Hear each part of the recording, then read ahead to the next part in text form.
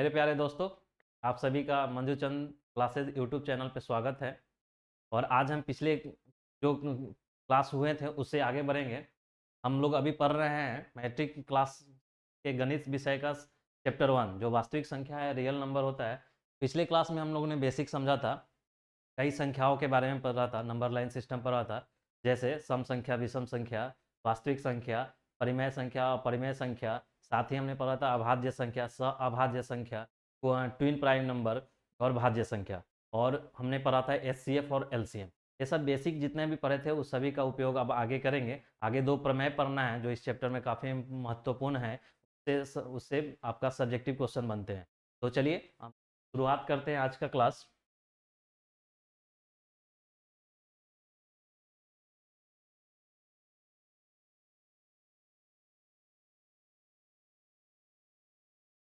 Euclid विभाजन प्रमेय का, तो देखिए यूक्लिड विभाजन प्रमेय का क्या है, विभाजन है, इंग्लिश में डिवीजन है। यानी ये जो प्रमेय है यानी थ्योरम है वो विभाजन पे यानी डिवीजन पे बेस्ड है, इसलिए इसके नाम में ही है यूक्लिड विभाजन प्रमेय का, यूक्लिड डिवीजन थ्योरम या लीमा। तो इसमें देखिए, इसमें आप पहले एक बेसिक कंसेप्ट देखिए, उसके बाद आपको ये समझ में काफ़ी अच्छा से आ जाएगा। मानिए कोई संख्या ए है बराबर 21 और बी बराबर 4 है, तो हम ए और बी कैसे लिख सकते हैं, किस प्रकार। चलिए फिर हम आपको बोलें कि आप विभाजन कीजिए, 4 को 4 से 21 में विभाजन कीजिए। तो 4 से 21 में विभाजन करेंगे तो क्या होगा, ये आपका 4 5 से लगाएंगे तो 4 पचे 20, बचेगा 1। यानी ये क्या होता है, ये आपका भाजक है, ये क्या है, शेषफल है, ये क्या है, भागफल है, और ये क्या है, भाज्य। तो भाज्य भाग दे, यानी 21 और 4 दो नंबर है, 4 से हम 21 में भाग दिए तो ए आया।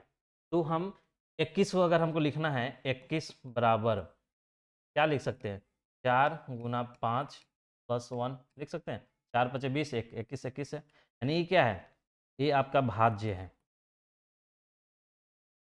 भाज्य 21 है। 4 क्या है, भाजक है। 5 क्या है, भागफल है। एक क्या है, शेषफल है।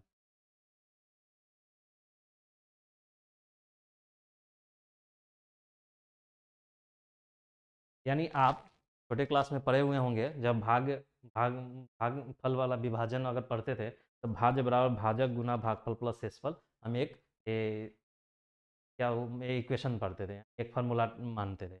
अगर इसी में कोई दो तीन दिया हुआ रहता था, एक पूछता था, जैसे भाजक भागफल दे दिया तो शेषफल क्या है, या भाजक भागफल दिया तो शेषफल निकालिए, भाज्य निकालिए।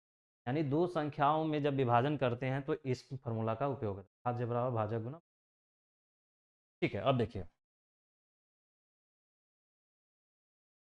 आप ये देखिए, ये भाजक क्या है, ये तो बी दिया हुआ है पहले से, हम बी माने हैं 4, भाजक है। ये भाज्य है यानी ए है।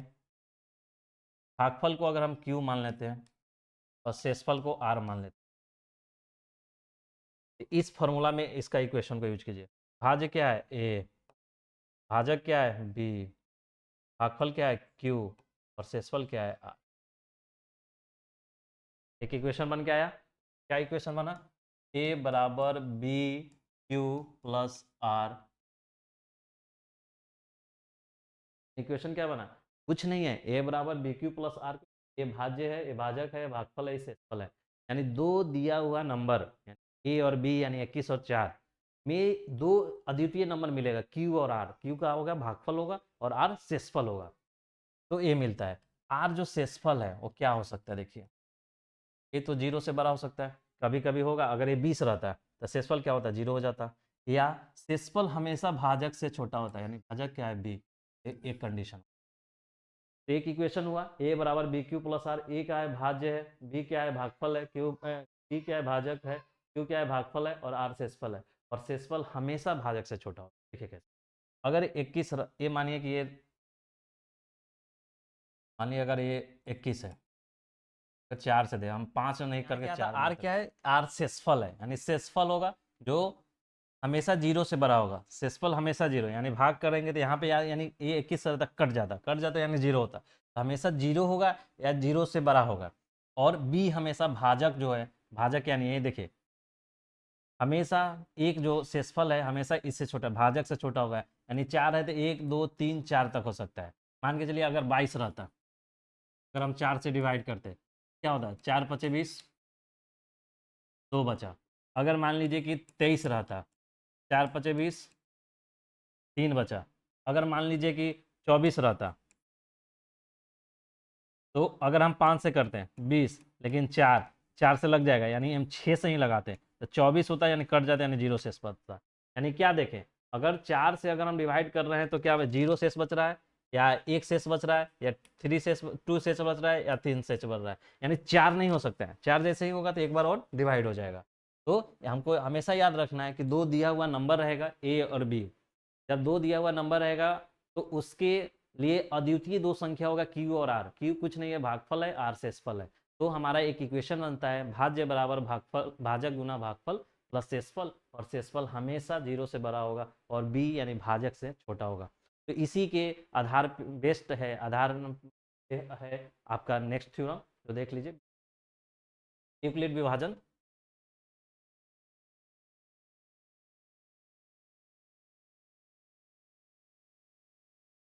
यूक्लिड विभाजन प्रमेय का, यानी देखिए गौर की यहाँ विभाजन लिखा हुआ है, यानी डिवीजन है, यानी ये विभाजन पे बेस्ड है, उसी पे आधारित है, इसलिए इसका नाम ही पड़ा है यूक्लिड विभाजन प्रमेय का। यूक्लिड देखिए दो धनात्मक पूर्णांक ए और बी, वहाँ क्या देखे थे कि ए और बी क्या था, 21 और 4 था। तो दो धनात्मक पूर्णांक ए और बी प्रत्येक जोड़े के लिए, यानी एक जोड़ा में रहेगा, हमेशा दो संख्या का होगा, एक संख्या का नहीं। तो प्रत्येक जोड़े के लिए अद्वितीय पूर्ण संख्या क्यू और आर मिलेगा। तो क्यू क्या है, भागफल, और आर क्या है, शेषफल। तो हमेशा दो संख्याओं के लिए दो संख्या हमें मिलेगा क्यू और आर, जो भागफल होगा शेषफल होगा। तो हमारा एक इक्वेशन बनेगा ए बराबर बी क्यू बराबर आर। ये कुछ नहीं है, ए बराबर बी क्यू बराबर आर क्या है, भाज्य बराबर भाजक गुना भागफल प्लस शेषफल। और फिर शेषफल के लिए कंडीशन होगा कि हमेशा शेषफल जीरो से बड़ा होगा और भाजक से छोटा, इससे संतुलित। यही यूक्लिड विभाजन प्रमेय का है।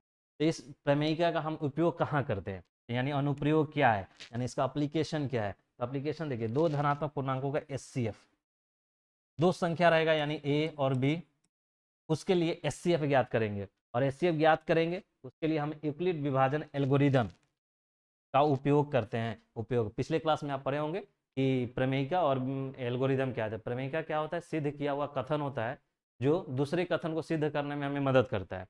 जबकि एल्गोरिदम क्या होता है, ये प्री डिफाइंड स्टेप होता है, यानी सुपरिभाषित चरण होता है जो किसी भी समस्या के समाधान का विधि प्रदान करता है। तो हमें मानिए एचसीएफ, ए और बी का एचसीएफ निकालना है, एक समस्या है, और इस समस्या का समाधान हमें एल्गोरिदम से करेंगे, जो यूक्लिड विभाजन एल्गोरिदम कहलाता है।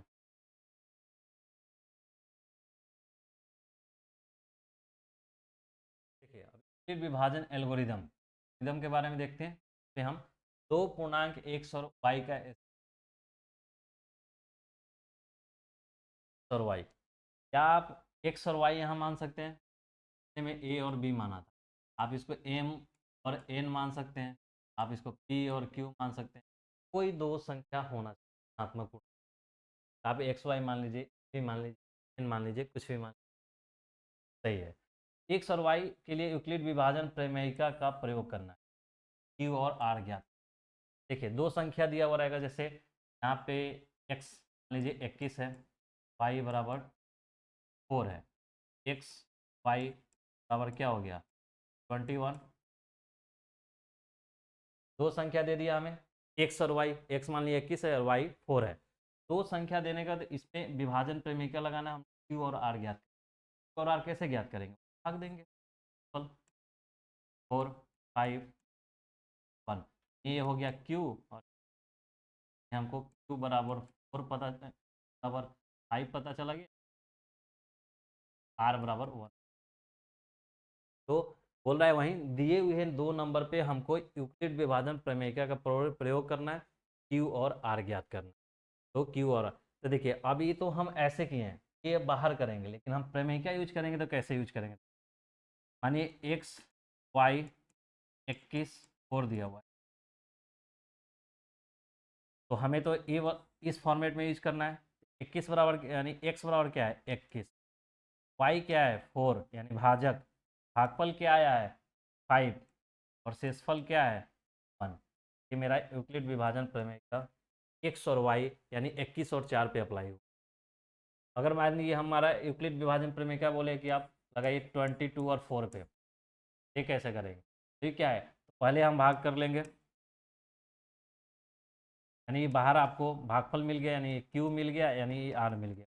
तो हम कैसा लगाएंगे 22 बराबर भाजक गुना भागफल कितना है 5 प्लस शेषफल, नहीं 22 और 4 पे हमारा यूक्लिड विभाजन प्रमेयिका का प्रयोग किया। ऐसा ही आपको यूक्लिड विभाजन प्रमेयिका दो संख्या दिया हुआ रहेगा, आपको उसका भागफल और शेषफल निकालना है और इस फॉर्मेट में आपको लिखना है। देखिए यहाँ क्यू क्या है भागफल, आर क्या है शेषफल, भाज बराबर भाजक गुना भागफल प्लस शेषफल, बस ये फॉर्मूला को आपको याद रखना है। तो चरण 1 में यानी स्टेप 1 में आपको क्या करना है, दिए हुए संख्या पे यूक्लिड विभाजन प्रमेयिका का उपयोग करना है, क्यू और आर ज्ञात करना है। दूसरा चरण में यदि हम ऐसा निकाल लिए, यानी हम दिए हुए संख्या पे यूक्लिड विभाजन प्रमेयिका का उपयोग कर लिए, तो अगर यदि r बराबर 0 आ रहा है, यानी ये r अगर ये 0 हो जाएगा तो एक्स और वाई का एचसीएफ, तो हमें यहीं पे एक्स और वाई या किसी भी दिए हुए संख्या का हमें एचसीएफ पता चल जाए। जैसे मानिए ए बी क्यू बराबर है 0 निकल गया, जैसे ही आर 0 हुआ तो हमारा ए और बी का एचसीएफ जो होगा हमारा ये भाजक होगा, नहीं बी होता है हमेशा। देखिए अगर आर 0 है, एक्स और वाई में 0 हो गया, ये 0 हो गया तो क्या होगा वाई जो होगा उसका एचसीएफ होगा, तो वाई एक्स और वाई का एचसीएफ। यदि आर 0 नहीं है, अगर हम किए भागफल और शेषफल निकाले और आर हमारा 0 नहीं हुआ, 0 नहीं हुआ तो वाई और आर के लिए यूक्लिड विभाजन प्रमेय का प्रयोग करेंगे। फिर हम आगे का स्टेप करेंगे और वाई यानी यहाँ पे आर 0 नहीं है, आर 0 नहीं है, तो फिर क्या करेंगे इसको इसको दोनों को लेंगे वाई और आर, और इस पर फिर विभाजन यूक्लिड विभाजन प्रमेय का लगाएंगे और ये कब तब तक करते रहेंगे जब तक हमारा शेषफल 0 नहीं आ जाए। जैसे ही हमारा शेषफल 0 आएगा और वहाँ तो उस ही स्टेप का जो उसी में जो यूक्लिड विभाजन प्रमेय का लगाए रहेंगे, तब भाजक जो होगा वो हमारा एचसीएफ हो जाएगा। इस प्रक्रिया को तब तक जारी रखेंगे जब तक शेषफल 0 ना। चलिए फॉर्म एक क्वेश्चन देखिए उसका आपको समझ, यानी एचसीएफ निकालना है 365 और 12,450। एचसीएफ हम इसका कैसे निकालेंगे? तो दो संख्या है, मानिए ये है, दो संख्या है ए बी, तो कौन छोटा है, यानी आपका 12,450 बड़ा है 365 से, यानी इसको भाग देंगे, तो पहले हम भाग दे देंगे साइड में 365 12,400 भाग करेंगे तो करते हैं 12 दो 3 टाइम्स, 3 पचे 15 तक 18 1 19 9 15 छः 18 1 19, 5 में से 0, 14 में से 9 गया 9 और 5 हो गया 1, 150 हुआ, फिर एक 0 आएगा, 3 करेंगे 5 से नहीं लेगा 4 में, 4 पचे 20 2 4 छक 24 2 26 2 4 3 12 2 2 हो गया 4, यानी हमारा भागफल है यानी क्यू निकल गया और आर निकल गया। तो हम क्या करेंगे, दिया हुआ दो संख्या ए और बी है, तो पहले ए लिखेंगे, चूंकि 12,450 ग्रेटर देन 365 है, इसलिए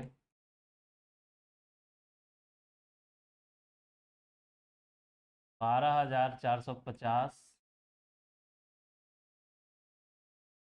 365 पर यूक्लिड भाजन रिदम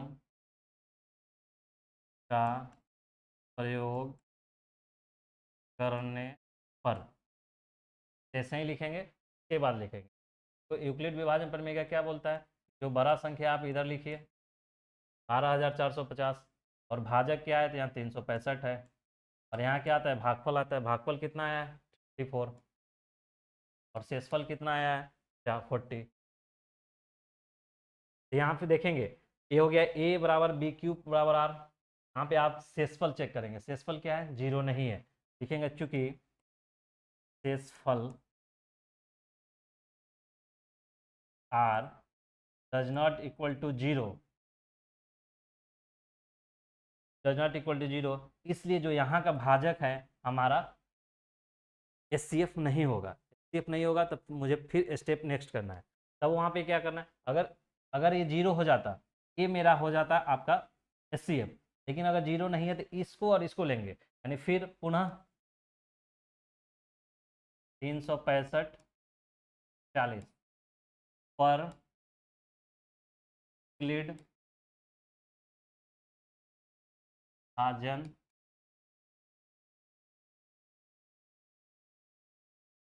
एल्गोरिथम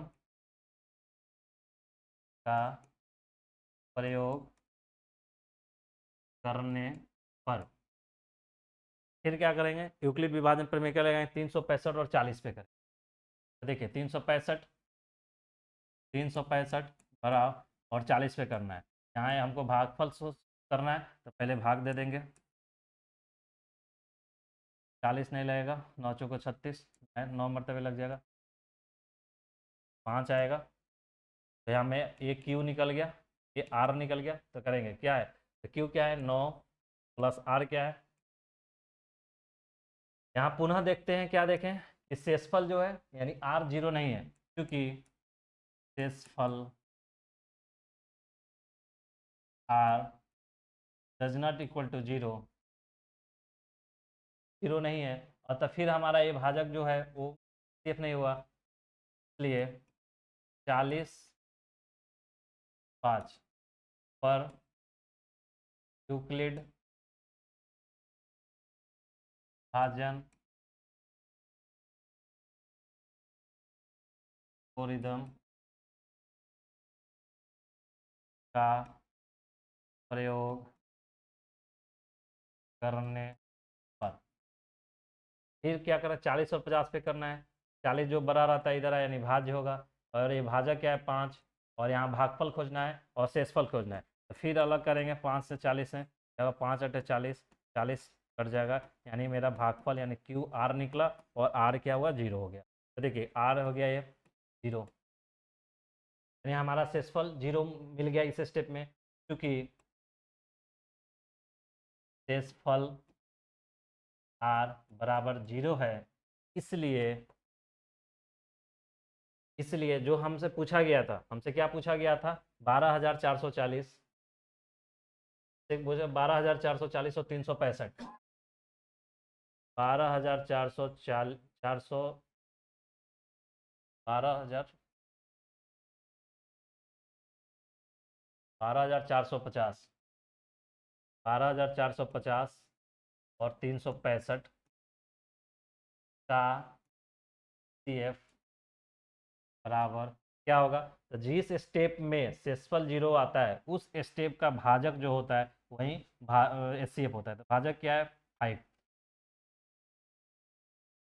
का HCF हो गया, यानी 2 नंबर दिया हुआ था 12,450 और 365, इसका HCF निकालना था, और इसके लिए हमने उपयोग किया यूक्लिड विभाजन प्रमेय का और यूक्लिड विभाजन एल्गोरिदम का, तो हमें A5 आया HCF।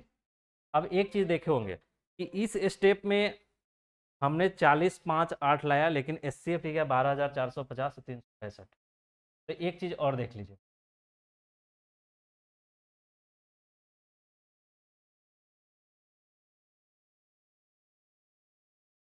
12,450 65, इसके लिए जितने कई स्टेप थे, एक तो यहाँ पे था, एक यहाँ पे, और एक हमने यहाँ पे अप्लाई किया था।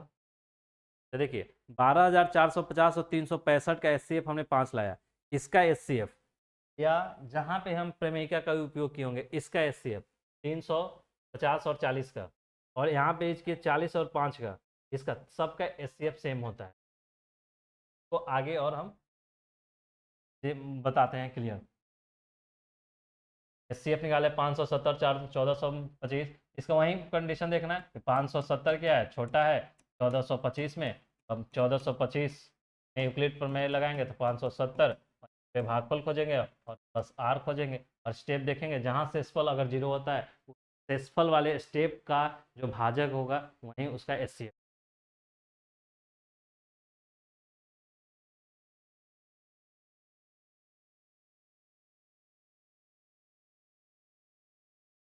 देखिए एक क्वेश्चन है 4052 और 12,576 का स्टेप निकालना है। तो देखिए ये स्टेप देख लीजिएगा, इसी स्टेप से अगर आप लिखते हैं तो सब्जेक्टिव जो क्वेश्चन है उसमें फुल मार्क्स मिलने की गारंटी होगा।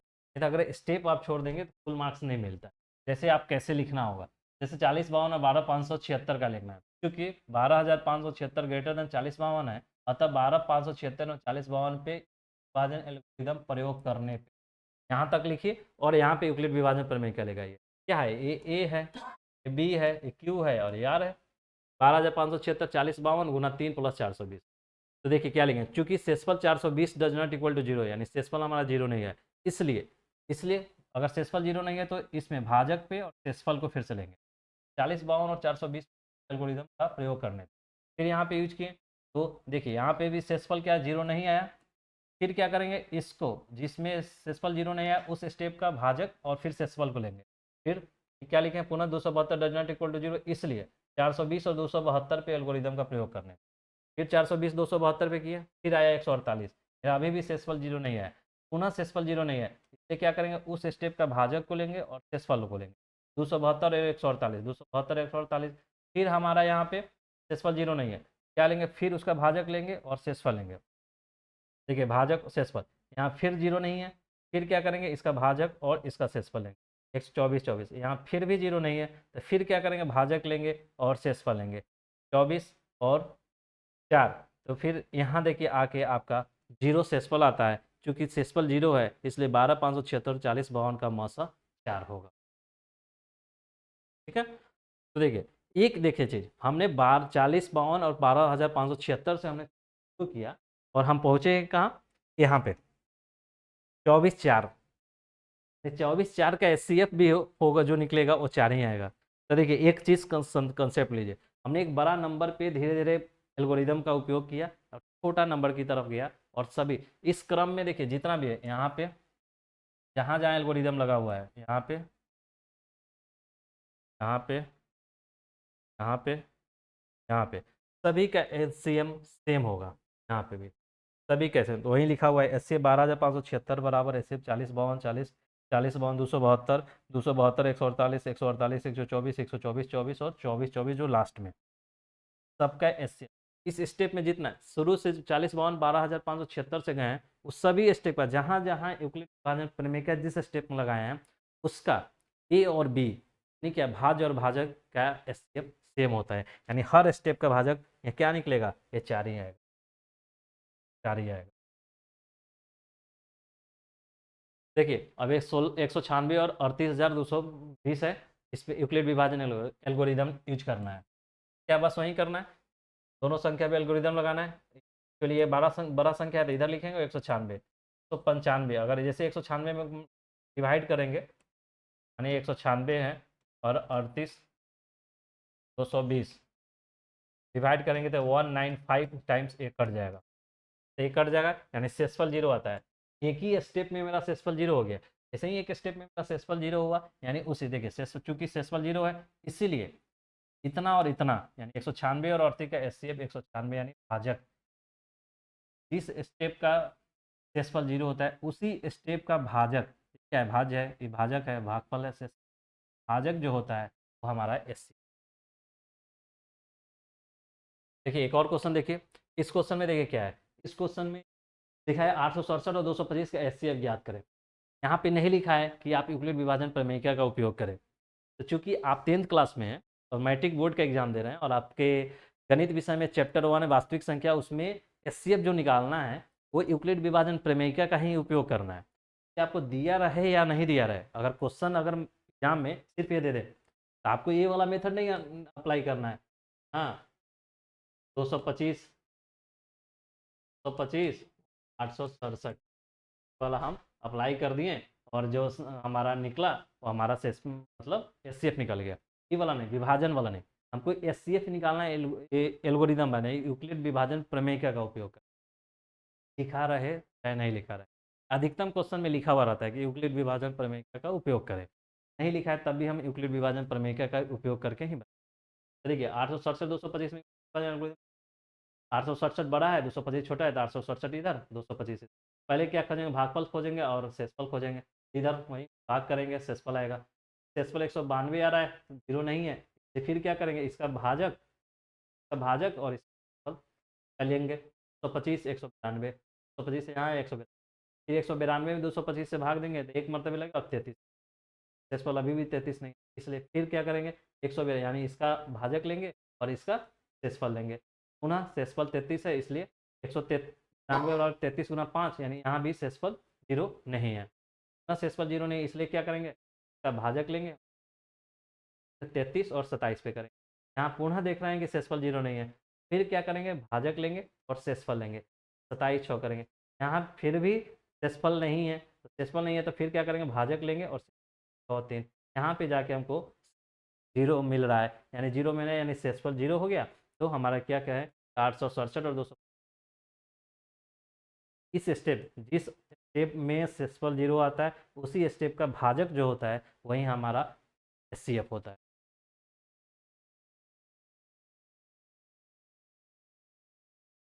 देखिए अभी तक आपने एक प्रमेय पढ़ा यूक्लिड विभाजन प्रमेय का और उससे रिलेटेड एल्गोरिदम, इसका अनुप्रयोग क्या है यानी इसका एप्लीकेशन क्या है, तो इसका एप्लीकेशन है दो धनात्मक पूर्णांक संख्याओं का एचसीएफ निकालते हैं।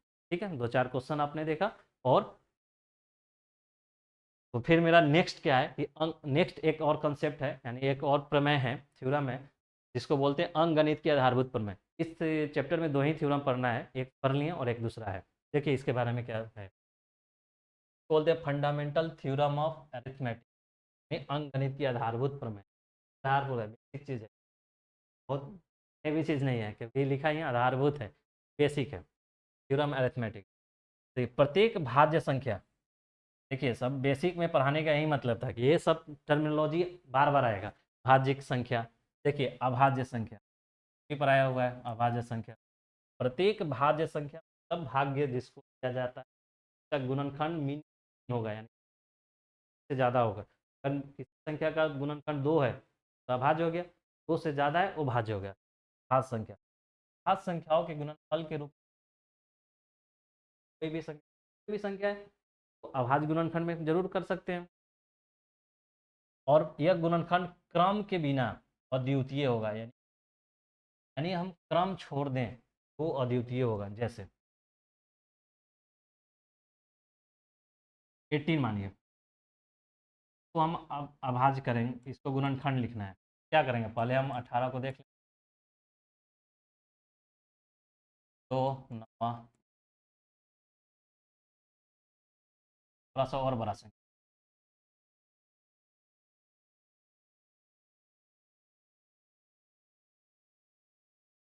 थोड़ा और बड़ा संख्या 36। देखिए 36 का क्या करें,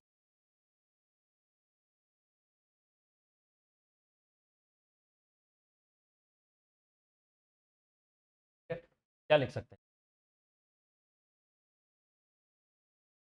ये क्या है, भाज्य संख्या, नहीं इसका गुणनखंड दो से ज़्यादा है। ठीक है, लेकिन ये दो ही है, लेकिन दो गुणनखंड इसमें ज़्यादा है, 36 का। और आप भाज्य है और अभाज्य संख्याओं के गुणनखंड यानी 2 और 3, तो हम ऐसे भी तो लिख सकते हैं।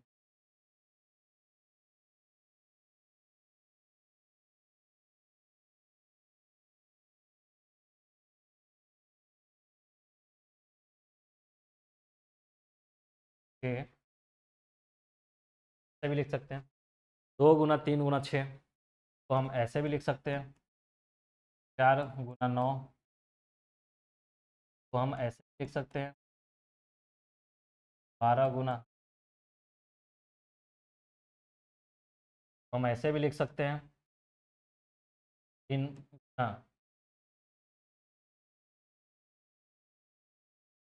2 गुना 18, 2 गुना 18, यानी एक ही का देख रहे हैं, कितना टाइप से ले सकते हैं, मतलब ये अलग अलग होगा। तो क्या किसी भी संख्या का अगर गुणनखंड निकाल रहे हैं और कई गुणनखंड निकल जाए, क्या उस पर कोई थ्योरम दे सकते हैं? यानी हमने बनाया इसमें इसका उपयोग करके, क्या कुछ और आंसर आ जाएगा। इस किसी ने इसका यूज किया, आंसर कुछ हो जाएगा। इसका यूज कर ले तो कोई आंसर अलग आ जाएगा। इसीलिए इस थ्योरम में क्या बोला गया है कि किसी भी भाज्य संख्या, यानी 36 भाज्य संख्या, किसी भी भाज्य संख्या को अभाज्य संख्याओं के गुणन, यानी अभाज्य संख्या। तो देखिए ये 2 तो अभाज्य है, 2 भी अभाज्य है, 3 भी अभाज्य है, 3 भी अभाज्य है। लेकिन इसमें देखिए 2 अभाज्य है, 3 अभाज्य है, 6 अभाज्य है क्या? एक से भी डिवाइड होगा, 2 से भी होगा, 3, दो गुणनखंड से ज़्यादा हो गया इसका, यही अभाज्य नहीं है, अभाज्य है। तो हम इसका यूज नहीं। इसमें देखिए 4, ये भी क्या है, एक से भी हो जाएगा, दो से भी हो जाएगा, 4 से हो गया, यानी भाज्य हो गया, भाज्य हो गया, इसका उपयोग नहीं। इसमें देखिए 12 भाज्य संख्या है, तो इसका उपयोग नहीं। इसमें भी 18 क्या है, भाज्य संख्या है, तो यानी सिर्फ और सिर्फ मेरा इसका उपयोग इस थ्योरम की आधारभूत प्रमेय वाला थ्योरम, किसी भी भाज्य संख्या को अभाज्य संख्याओं के गुणन, अभाज्य संख्या के गुणनफल। तो बोलता है जब हम किसी संख्या को अभाज्य संख्या के गुणनफल में लिखेंगे ना, तो यूनिक होगा। कैसे यूनिक होगा, देखिए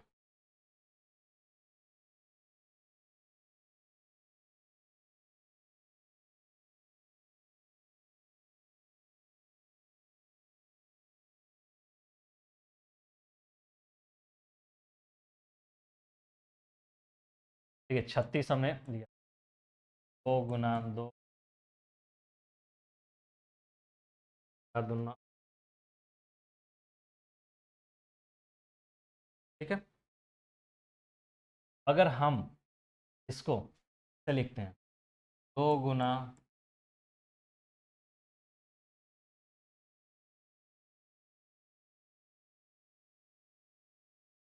3 × 3,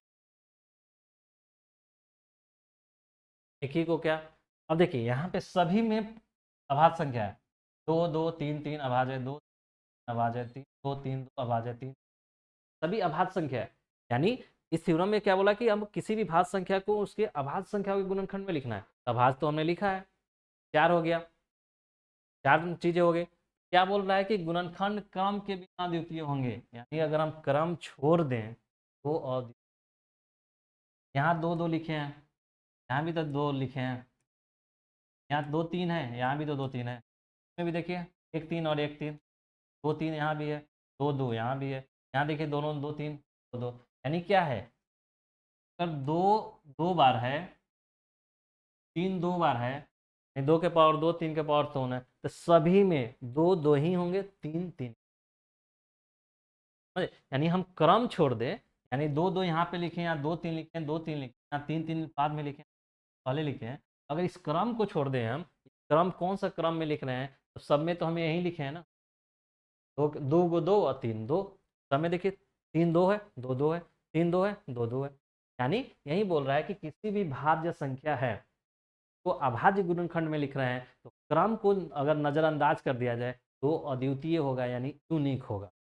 यही बात बोल रहे हैं, अद्वितीय, ठीक है। तो कोई भी आप लिखिए, इसका भी लिखिए, इसको भी अगर आप लिखेंगे तो क्या है, 2 क्या है, 2 2 बार है, 3 क्या है, 2 बार, तो 3, इसमें भी देखिए 2 क्या है, 2 2 बार है तो 2, 3 कितना है, 2 बार है तो 3, इसमें भी देखिए 3 क्या है, 2 के पावर 2 है और 3 के पावर, इस सब में तो सेम ही चीज़ लिखे ना, यानी क्रम सिर्फ हम बदले, अभाज्य है।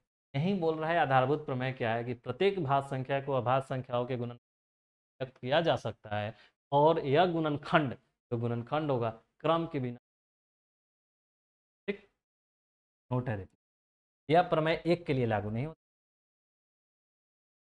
एक के लिए क्यों नहीं लागू होगा, बताइए। क्योंकि देखिए एक को क्या है, एक तो एक का गुणनखंड क्या होगा, 1 × 1 भी लिख सकते हैं, एक भी लिख सकते हैं। अद्वितीय है क्या, अद्वितीय तो नहीं है, कई तरीके से लिख सकते हैं, इसलिए ये प्रमेय एक नहीं, तो याद रखेंगे ये प्रमेय एक के लिए लागू नहीं है। अनुप्रयोग देखिए, आपने पीछे पढ़ा था यूक्लिड विभाजन प्रमेय का, तो यूक्लिड विभाजन प्रमेय का अनुप्रयोग क्या था कि एचसीएफ निकालना था, 2 धनात्मक पूर्ण। इसका अंकगणित की आधारभूत प्रमेय क्या है, इसका अनुप्रयोग क्या है, 2 या 2 से अधिक धनात्मक पूर्णांक का एफ और एलसीएम 2 या 2 से अधिक धनात्मक पूर्ण, धनात्मक भी है 2 या 2, वहाँ था सिर्फ 2। यूक्लिड विभाजन प्रमेय सिर्फ 2 संख्याओं पे लगता था। हाँ, एचसीएफ निकाल सकते थे, लेकिन 3 संख्या आ जाए तो हमारा लागू नहीं होता है। 3 संख्याओं के लिए क्या करेंगे, अंकगणित की आधारभूत प्रमेय, धनात्मक एलसीएफ, यहाँ पे एस लगा सकते, डाल सकते हैं। किसी संख्याओं की अपरिमेयता की इरेशनैलिटी सिद्ध करना हो या परिमेय संख्याओं के दशमलव प्रसार की प्रकृति का निर्धारण करना हो का उपयोग, यानी इसका अंकगणित के आधारभूत प्रमेय उपयोग है। उपयोग कौन कौन सा है, तो एलसीएम और एचसीएफ ज्ञात करें 2 या 2 से अधिक के लिए। किसी संख्या के अपरिमेयता इरेशनैलिटी पढ़े होंगे, के रूट अंडर 3 परिमेय सिद्ध करें कि रूट अंडर 3 एक अपरिमेय संख्या, वो सिद्ध करेंगे हम इसी थ्योरम। परिमेय संख्याओं के दशमलव प्रसार मतलब कि 3 के पॉइंट के बाद कितना संख्या है, की प्रकृति जानेंगे, वो क्या है, शांत है या अशांत है, या अशांत है तो आवृत्ति का है या आवृत्ति यानी है या रेखिक, उस सब की भी जानकारी हमें आधारभूत प्रमेय। ठीक है, आगे देखते हैं। अब देखिए पहला क्या है, 2 या 2 से अधिक धनात्मक पूर्णांकों का एचसीएफ और एलसीएम ज्ञात करने के लिए एल्गोरिदम, एल्गोरिदम यानी क्या, स्टेप, सिंपल सुपरिभाषित इस स्टेप से हम भरेंगे और एचसीएफ निकाल। देखिए चरण 1 क्या है, प्रत्येक धनात्मक पूर्णांक गुणनखंड करें और उन्हें आरोही क्रम में अभाज्य संख्याओं की घातों के रूप में व्यक्त करें। यानी क्या पढ़े थे, 36, इसमें क्या लिखे थे, 3 लिखे थे ना। तो प्रत्येक धनात्मक पूर्णांकों का गुणनखंड करें, तो गुणनखंड कर दिया हमने, और उन्हें आरोही क्रम में अभाज्य संख्याओं, आरोही आरोही पहले छोटा उसके बाद बड़ा था, छोटा है बड़ा है, घात में लिखे। अगर 2 रिपीट हो रहा है तो घात में लिखे, तो पावर 2 है। अब इसको ऐसे नहीं कि पहले ये लिखें पहले नहीं, आरोही क्रम में लिखना है, घातों के रूप में व्यक्त करें। एक स्टेप हो गया। दूसरा स्टेप क्या बोल रहा है, एचसीएफ ज्ञात करने के लिए 36 मान लीजिए कि यहाँ 9 का क्या कर सकते हैं, 12 समझिए,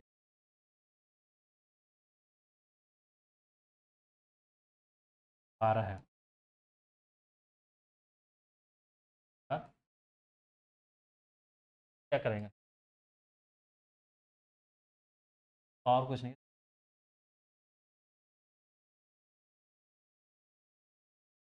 तो एस सी, आप देखिए दूसरा ए 2 संख्या दिया रहेगा, 3 रहेगा तो 3 रहेगा, 3 को भी ऐसे करेंगे। एचसीएफ ज्ञात करने के लिए, एचसीएफ ज्ञात करना है तो क्या, प्रत्येक घनिष्ठ अभाज्य गुणन घातों को ले, हम आपको पढ़ा चुके हैं बेसिक कंसेप्ट में। एचसीएफ क्या निकालना है, एचसीएफ निकालने के लिए अभाज्य गुणनखंडों को उसमें कॉमन खोजना है, कॉमन खोजेंगे और उसका सबसे छोटा घात लें तो एचसीएफ हो जाएगा। एलसीएम के लिए क्या करेंगे, प्रत्येक अभाज्य गुणनखंडों की बड़ी घात लेंगे। आपको हम ये थोड़ा सा छोटा सा बताया था, आप याद रखने के लिए। अगर एलसीएम और एचसीएफ है निकालना है, एलसीएम में क्या होगा, इसमें प्रत्येक लेंगे और इसमें उभयनिष्ठ लेंगे, कॉमन लेंगे, प्रत्येक लेंगे। एलसीएम एल है, लिस्ट है, इसमें बड़ी घात लेंगे। हाईएस्ट है, एच है, हाईएस्ट है, यानी है था प्रमेय देते थे हम, यानी बेसिक कंसेप्ट का ही उपयोग करना है तो ऐसे निकलेगा। चलिए क्वेश्चन देखते हैं, उसके बाद क्लियर।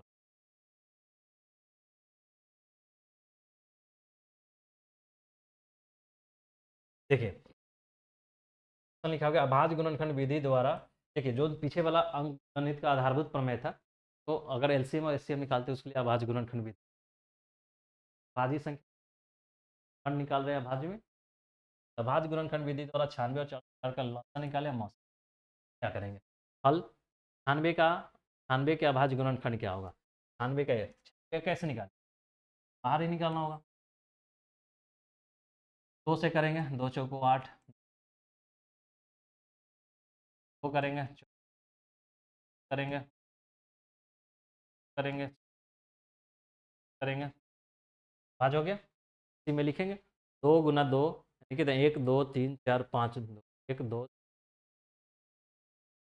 फिर क्या कहा था कि पहले तो अभाज्य गुणनखंड निकालिए, फिर आरोही क्रम में उसके घातों में लिख दीजिए। ठीक है, 2 3 4 5, 5 है, 2 5, 404 है। और 404 का निकालिए इसी तरफ। 404 का कैसे निकालें? 4 निकालिए, करना है 2 से करें, 2 दूना 4, 0, 2 से करें 101 आया। अब 101 का कुछ हो सकता है क्या? नहीं होगा, 101 नहीं कटने वाला, यानी 101, 2 के पावर 2 1। अब हमने अभाज्य गुणनखंड निकाल दिया, आरोही क्रम में भी लिख लिया, उसका घात में भी लिख लिया। तो अब देखिए, क्योंकि इतना का लसा, इसलिए 96 और 404 का लसा क्या होगा? तो देखिए, इतना का लसा बराबर लिखेंगे। लसा के लिए क्या देखे थे? प्रत्येक अभाज्य गुणनखंड का लसा निकालना है, यानी लिस्ट होता है तो बड़ी, यानी बड़ी घात। ये सभी अभाज्य गुणनखंडों फल होगा। देखिए, तो प्रत्येक घात 2 है, 2 के पावर 2 इसमें है, 2 के पावर 2 इसमें है। प्रत्येक लेना है तो 2 लेना है, 2 के सबसे बड़ी घात क्या है? 5, तो 2 के पावर 5 ले ली। किसी एक में से लेंगे, 2 के बड़ी घात लेंगे। उसके बाद क्या है? 3, 3 नहीं है, लेकिन हम प्रत्येक का लेना है तो क्या है? पावर 1 बड़ी घात, क्योंकि घात है इसमें।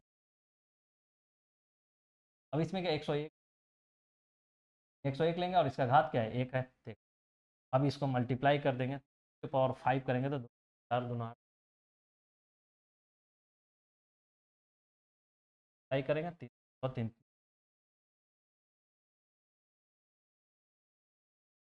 उसी तरह इसी तरह इतना और इतना का मौसा निकालेंगे। मौसा के लिए क्या कर, मौसा के लिए करते कॉमन चीज़ें निकालें, कॉमन गुणनखंड लेना है, कॉमन गुणनखंड भी लेना है। और एस है तो एच मान हाइएस्ट है, लेकिन साथ लिस्ट लेंगे, छोटा लेंगे। इतना का उभयनिष्ठ अभाज्य गुणनखंडों की सबसे छोटी घातों का गुणनफल लेंगे। तो देखिए, ये दोनों है अभाज्य गुणनखंड, इसमें कॉमन देखेंगे पहले। कॉमन क्या है? एक कॉमन है, ये कॉमन, और कोई कॉमन है? इसमें 3 है, लेकिन इसमें तो 1 है, लेकिन इसमें कॉमन मेरा है। कॉमन ढूंढेंगे के बाद क्या करेंगे? छोटी घात, ये छोटी घात कौन है? और 2 है। तो किसी भी संख्याओं का अगर अभाज्य गुणनखंड विधि से निकालना है तो पहले हम उसका क्या करते हैं?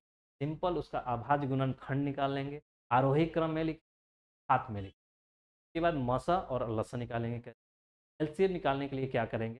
इस सभी अभाज्य गुणनखंडों की बड़ी घातों का गुणनफल ले लेंगे, और मसा निकालने के लिए कॉमन घनिष्ठ अभाज्य गुणनखंड का बड़ी घात ले लेंगे, हाईएस्ट है यानी छोटी घात ले लेंगे, हल कर देंगे। देखिए, एक और 3 नंबर का देख लीजिए, 14 23 29। क्या करेंगे? उसी तरह 14 23 29 का अभाज्य गुणन होगा। 14 का 17 का क्या होगा? 17 किसी से नहीं कटेगा तो 17 गुना 1। 23 क्या है? 23 गुना 1। 23 क्या है? 29। लासा निकालेंगे, लासा 17 23 29। लासा के लिए क्या बोला गया था? लासा के लिए बोला था गया था सभी अभाज्य गुणनखंड का सबसे बड़ी घात। क्या इसमें एक घात नहीं है? तो 17, 17 का 23 है, 23।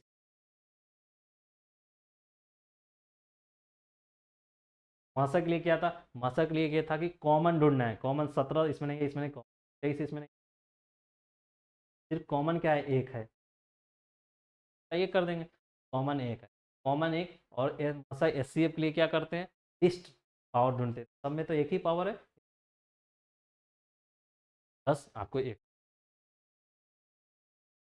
देखिए, अब कुछ एक और कॉन्सेप्ट है वो देख लीजिए। दो सूत्र को, इसको फॉर्मूला, दो संख्याओं के लिए अगर मान के लिए दो संख्या है ए और बी, तो S C F A B LCM A B बराबर ए। दो संख्या दिया हुआ है तो दो संख्याओं का एल गुना एस सी एफ बराबर आपको करना। दो संख्या दिया हुआ रहे ए और बी, एक एस सी एफ निकालिए, उसका एल सी एफ निकालिए। L C F S C का जो होगा वही दोनों एफ गुना एलसीएम बराबर ए। दो संख्याओं का लसा गुना मसा बराबर दोनों संख्याओं का, हमेशा याद रखिएगा क्या होगा? दो संख्याओं का गुणनफल बराबर उसका एस। दो संख्या, तीन संख्याओं के लिए क्या है, तीन संख्याओं के लिए एलसीएम ए बी सी है, तो LCM A B C F F A B F A B. देखिए एक जनरली ऐसा क्वेश्चन नहीं आएगा, लेकिन दो संख्याओं का ही क्वेश्चन आते हैं अगर बाय द वे किसी तरह, क्योंकि ये आपके बुक में दिया हुआ है, ये थोड़ा सा ध्यान रख लेंगे, कुछ नहीं है। देखिए इसमें क्या है, अगर इस वाले फार्मूला को हम ऐसे लिखते हैं, ये वाले को देखिए क्या है, एलसीएम बराबर ए बी बटा एस।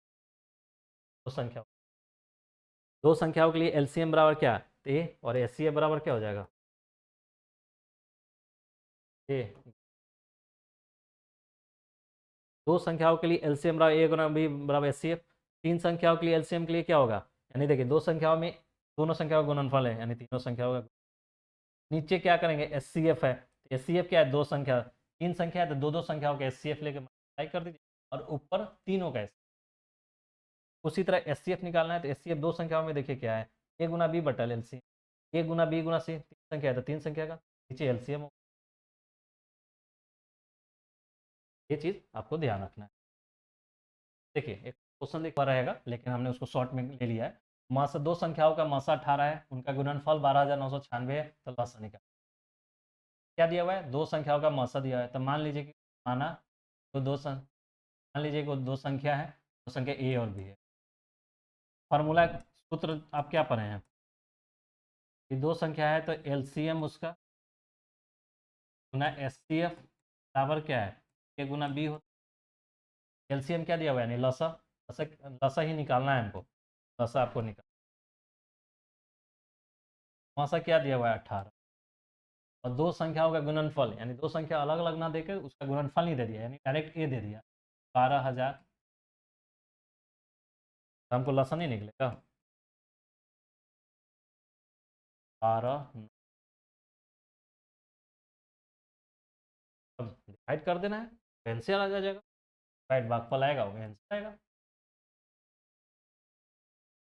देखिए अब इस फॉर्मेट में आपको दिया है एलसीएम 72 26, तो एचसीएफ निकालिए। ये सिंपल दे दिया कि एलसीएम दे दिया और एचसीएफ। देखिए तो पहले तो देखेंगे कि क्या एलसीएम, एलसीएम दे दिया, एलसीएम दे दिया है और आपको एचसीएफ निकालना है।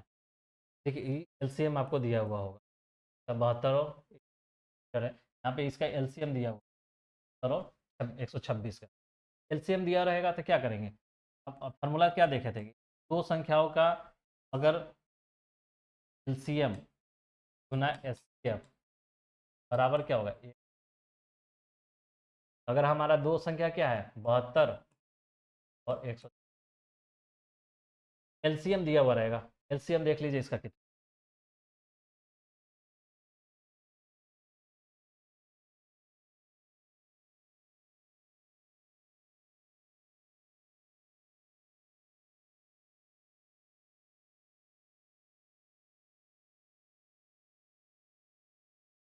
कटेगा 6 और तिरका 18, 18 28, 8 28 64, 8 6 14, 8 2 16, 4 4 10 3 4, 8 6 4 10 और 4 6 4 3, 504, 504 आपका दिया, एलसीएम क्या है 504, आपका एचसीएफ क्या हो जाएगा,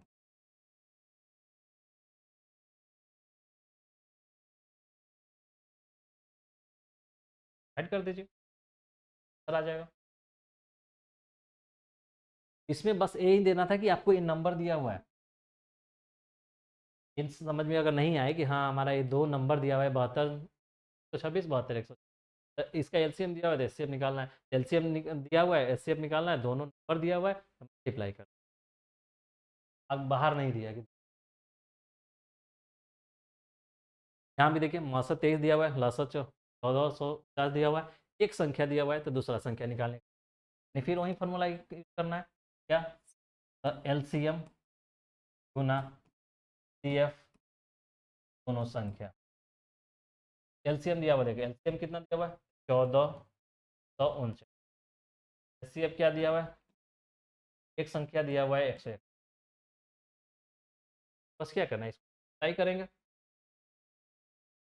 ट्राई करेंगे। और जैसे देखिए बी निकालना है तो बी निकालने के लिए तो इधर 14 50 23 बटा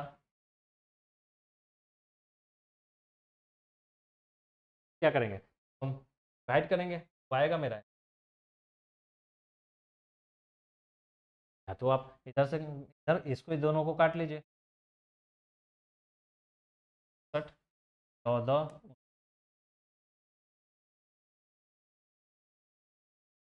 8 मिनट तक लगा दीजिए।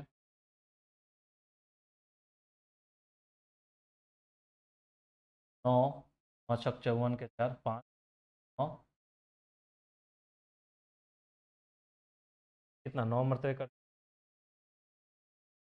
और गुना 23 करना है।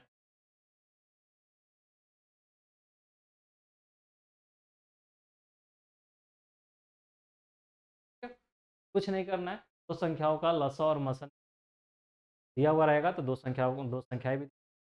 ये चार अननोन है इसमें, एक अननोन, दो अननोन, तीन और चार चीज़ें निकाला। तीन दिया हुआ रहेगा तभी मेरा चौथा निकलेगा। या कभी एलसीएम दे दे, ये दोनों दे दे। कभी एलसीएम एचसीएफ दे दे, एक संख्या दे दे तो दूसरी एचसीएफ दे दे, दो संख्या दे देते हमको। अब देखिए, अब परिमेयता सिद्ध करना है। एक तो अब आधारभूत प्रमेय जो था उसका एक यूज था कि दो या दो से अधिक संख्याओं का हम एलसीएम और एचसीएफ। दूसरा क्या था, अपरिमेयता सिद्ध करना, to prove in irrationality of number. कैसे कैसे प्रूव करेंगे वो हम आपको बता, इसमें कुछ नोट है वो देख लीजिए। यदि p एक अभाज्य संख्या हो तो ए स्क्वायर को विभाजित करे तो भी विभाजित करे। जैसे ए कोई संख्या है p, ए स्क्वायर, पर p को भाग देने पे विभाजित कर रहा है तो होगा उसको का उपयोग। कोई संख्या का स्क्वायर है और उसको कोई संख्या डिवाइड कर रहा है, विभाजित कर रहा है, तो उसका संख्या जो होगा उसको भी ये डिवाइड करेगा। ये p अगर ए स्क्वायर को डिवाइड कर रहा है तो p परिमेय संख्या। अब देखिए,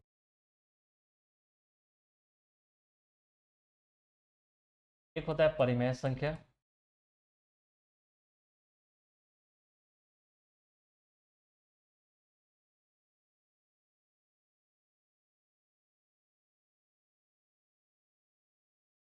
परिमेय संख्या।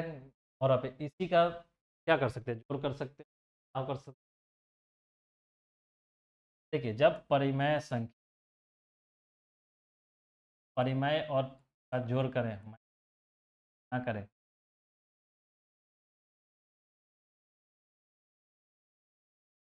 अगर परिमेय और परिमेय का जोड़ घटाव गुना भागा करे तो ये क्या आएगा,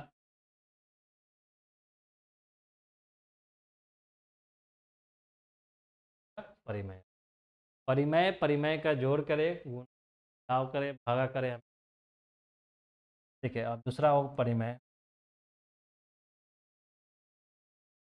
प्लस माइनस गुना भाग परिमेय अगर कभी भी परिमेय संख्या और दूसरा अपरिमेय संख्या उसका जोड़ हो घटाव हो गुना हो भागा हो, अपरिमेय संख्या।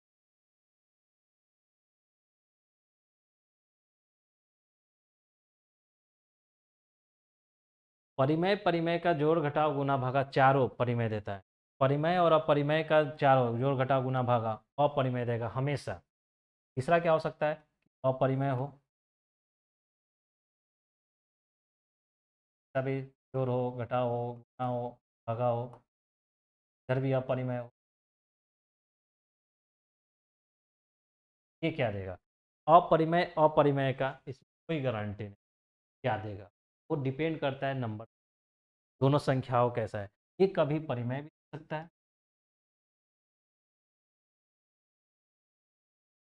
कभी अपरिमेय भी।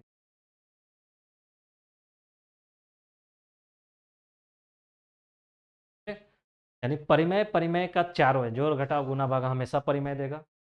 परिमेय अपरिमेय का हमेशा अपरिमेय देगा, ये दोनों में हमेशा सर्टेन है, निश्चित है।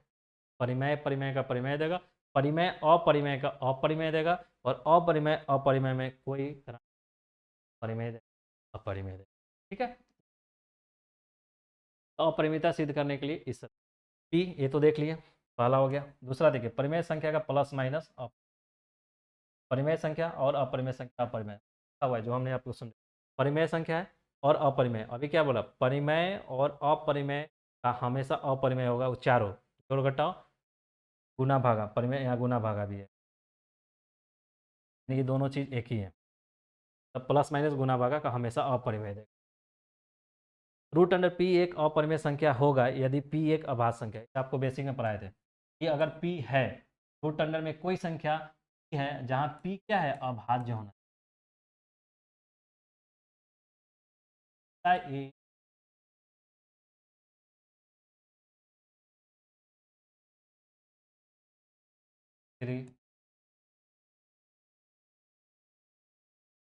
हमेशा अपरिमेय, रूट अंडर पी, पी एक अभाज्य संख्या हो तो हमेशा वो अपरिमेय होगा। दो अपरिमेय संख्याओं का जोड़ घटाव गुना भागा परिमेय संख्याओं हो भी सकता है या नहीं। दो अपरिमेय, अपरिमेय अपरिमेय का हमने बोला था, हो भी सकता है। परिमेय परिमेय हमेशा परिमेय देगा, परिमेय अपरिमेय हमेशा अपरिमेय देगा, और अपरिमेय अपरिमेय की गारंटी परिमेय देगा। लिखा है दो संख्याओं का जोड़ घटाव गुना भागा है तो परिमेय।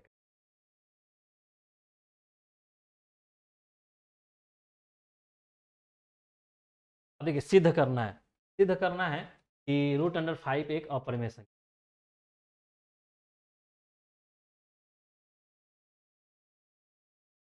तो देखिए कुछ स्टेप है, इसको आपको ध्यान रखना है, और सभी इसी पे बनेंगे। Root under P, root under P वाला जितना क्वेश्चन, 3 हो, 5 हो, 2 हो, 7 हो, आपका 11 हो, 13 हो, अभाज्य अभाज्य होना चाहिए, हमेशा वो अपरिमेय संख्या होता है, आप जानते हैं। लेकिन हमको प्रूफ करना है कैसे है, तो प्रूफ करना है, क्योंकि हम ये जानते हैं कि रूट अंडर पी और पी अभाज्य संख्या है तो हमेशा अपरिमेय होगा, तो प्रूफ कैसे करेंगे, अपोजिट लेंगे। इस केस में हम अपोजिट मान लेते हैं कि वो परिमेय है, कि हम जानते हैं कि रूट अंडर पी अपरिमेय होगा, लेकिन हम पहले ही मान लेंगे कि परिमेय है। और जैसे ही परिमेय अगर हमने मान लिया है, हम जानते हैं वो गलत है, तो जैसे ही हम स्टेप करेंगे, स्टेप से हम आगे जाएंगे, उस स्टेप के बाद वो गलत साबित हो जाए, बोलेंगे कि मेरा गलत है, गलत है, अतः वो परिमेय ना, यही करना है। देखिए रूट अंडर 5 एक अपरिमेय, तो माना कि रूट अंडर पी एक अपरिमेय परिमेय संख्या, मान लेते हैं कि हम परिमेय है, ठीक, पी नहीं, आप 5 मान लीजिए। इसलिए हम दो पूर्णांक पी और क्यू प्राप्त कर सकते हैं। जैसे ही माना पी रूट अंडर 5 परिमेय संख्या, परिमेय संख्या का कंसेप्ट क्या था, पी बाई क्यू होना चाहिए, क्यू डज नॉट। जैसे ही रूट अंडर 5 अगर हम माने परिमेय, तो रूट अंडर हम 5 मान लिए आपका परिमेय, पी बाई क्यू हो, ये तो 1 पी बाई क्यू, भले ही गलत है सही है हम आगे देखेंगे, लेकिन हमने माना है जबकि ये परिमेय संख्या है तो पी बाई क्यू के डिफिनेशन ही बोलते हैं। इसलिए हम दो पूर्णांक पी और क्यू प्राप्त कर सकते हैं, रूट अंडर 5 बराबर पी बाई क्यू डज। यहाँ पे कुछ यहाँ तक हो गया। माना कि पी और क्यू में एक के अतिरिक्त कोई उभयनिष्ठ गुणनखंड है, तो उभयनिष्ठ गुणनखंड पी और क्यू को विभाजित कर सकते हैं। मानिए देखिए, जैसे मान लीजिए कि ये आपका दिया हुआ है 16/8, ठीक है, ये क्या है, पी है, क्यू है, क्यू डज नॉट, ये क्या है, परिमेय संख्या। लेकिन हम 16 को क्या लिख सकते हैं, 8 से काट देंगे तो 2/1 भी तो लिख सकते हैं, ये भी तो पी बाई क्यू है, Q does not equal to 0, दोनों तो बराबर ही है ना। अगर मान लें कि हम 16/8 लिए हैं, पी और क्यू क्या होना चाहिए, वो पूर्णांक संख्या होना चाहिए, ये भी पूर्णांक संख्या, ये भी पूर्णांक है, लेकिन हम जनरली हम देखते हैं कि सरलतम रूप में लिखते हैं, यानी 16/8 लिखना हो तो हम उसको 2/1 ही लिखेंगे। तो वही चीज़ बोल रहा है कि अगर पी और क्यू यानी कोई संख्या है p/q है, पी और क्यू में एक के अतिरिक्त कोई उभयनिष्ठ गुणनखंड है, तो देखिए इसका गुणनखंड करेंगे 2 का करेंगे तो क्या होगा 2:1। 1 का क्या करेंगे 1, नहीं कॉमन क्या है 1 है, लेकिन इसका क्या करेंगे देखिए 16 का करेंगे तो क्या 2, 8 का करेंगे 2, 8, ठीक है। एक के अतिरिक्त कोई, यहाँ पे एक भी है, ऑब्वियस एक तो हमेशा रहता है, एक भी है और दो भी इसमें कॉमन है, नहीं एक के अतिरिक्त कोई उभयनिष्ठ गुणनखंड है तो उभयनिष्ठ गुणनखंड से उभयनिष्ठ गुणनखंड, तो उभयनिष्ठ गुणनखंड क्या है 2, 2 से डिवाइड कर देंगे, 2 से डिवाइड करेंगे तो यहीं आ रहा है 2 अट्ठे 2 चौका 8, 2 8 2 1,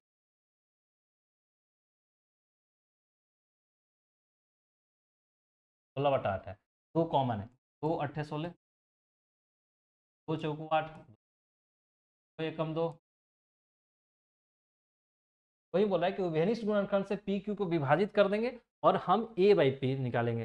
जैसे देखिए यहाँ p/q क्या है 16/5, उभयनिष्ठ गुणनखंड इसका क्या है 2 गुना 2 गुना 2 4 है, 4 चौका 16, 4 दूना 8, 8 है, 8 गुना 16, 8 एकम 8, 8 है तो 8 से डिवाइड कर देंगे, 2/1 आया, यानी अगर ये p/q है तो क्या a/b है, तो वहीं a/b निकालना है। चलिए एक बार और देखिएगा तो समझ लीजिए, कभी सीखिएगा तो काफ़ी ज़रूरत का चीज़ है।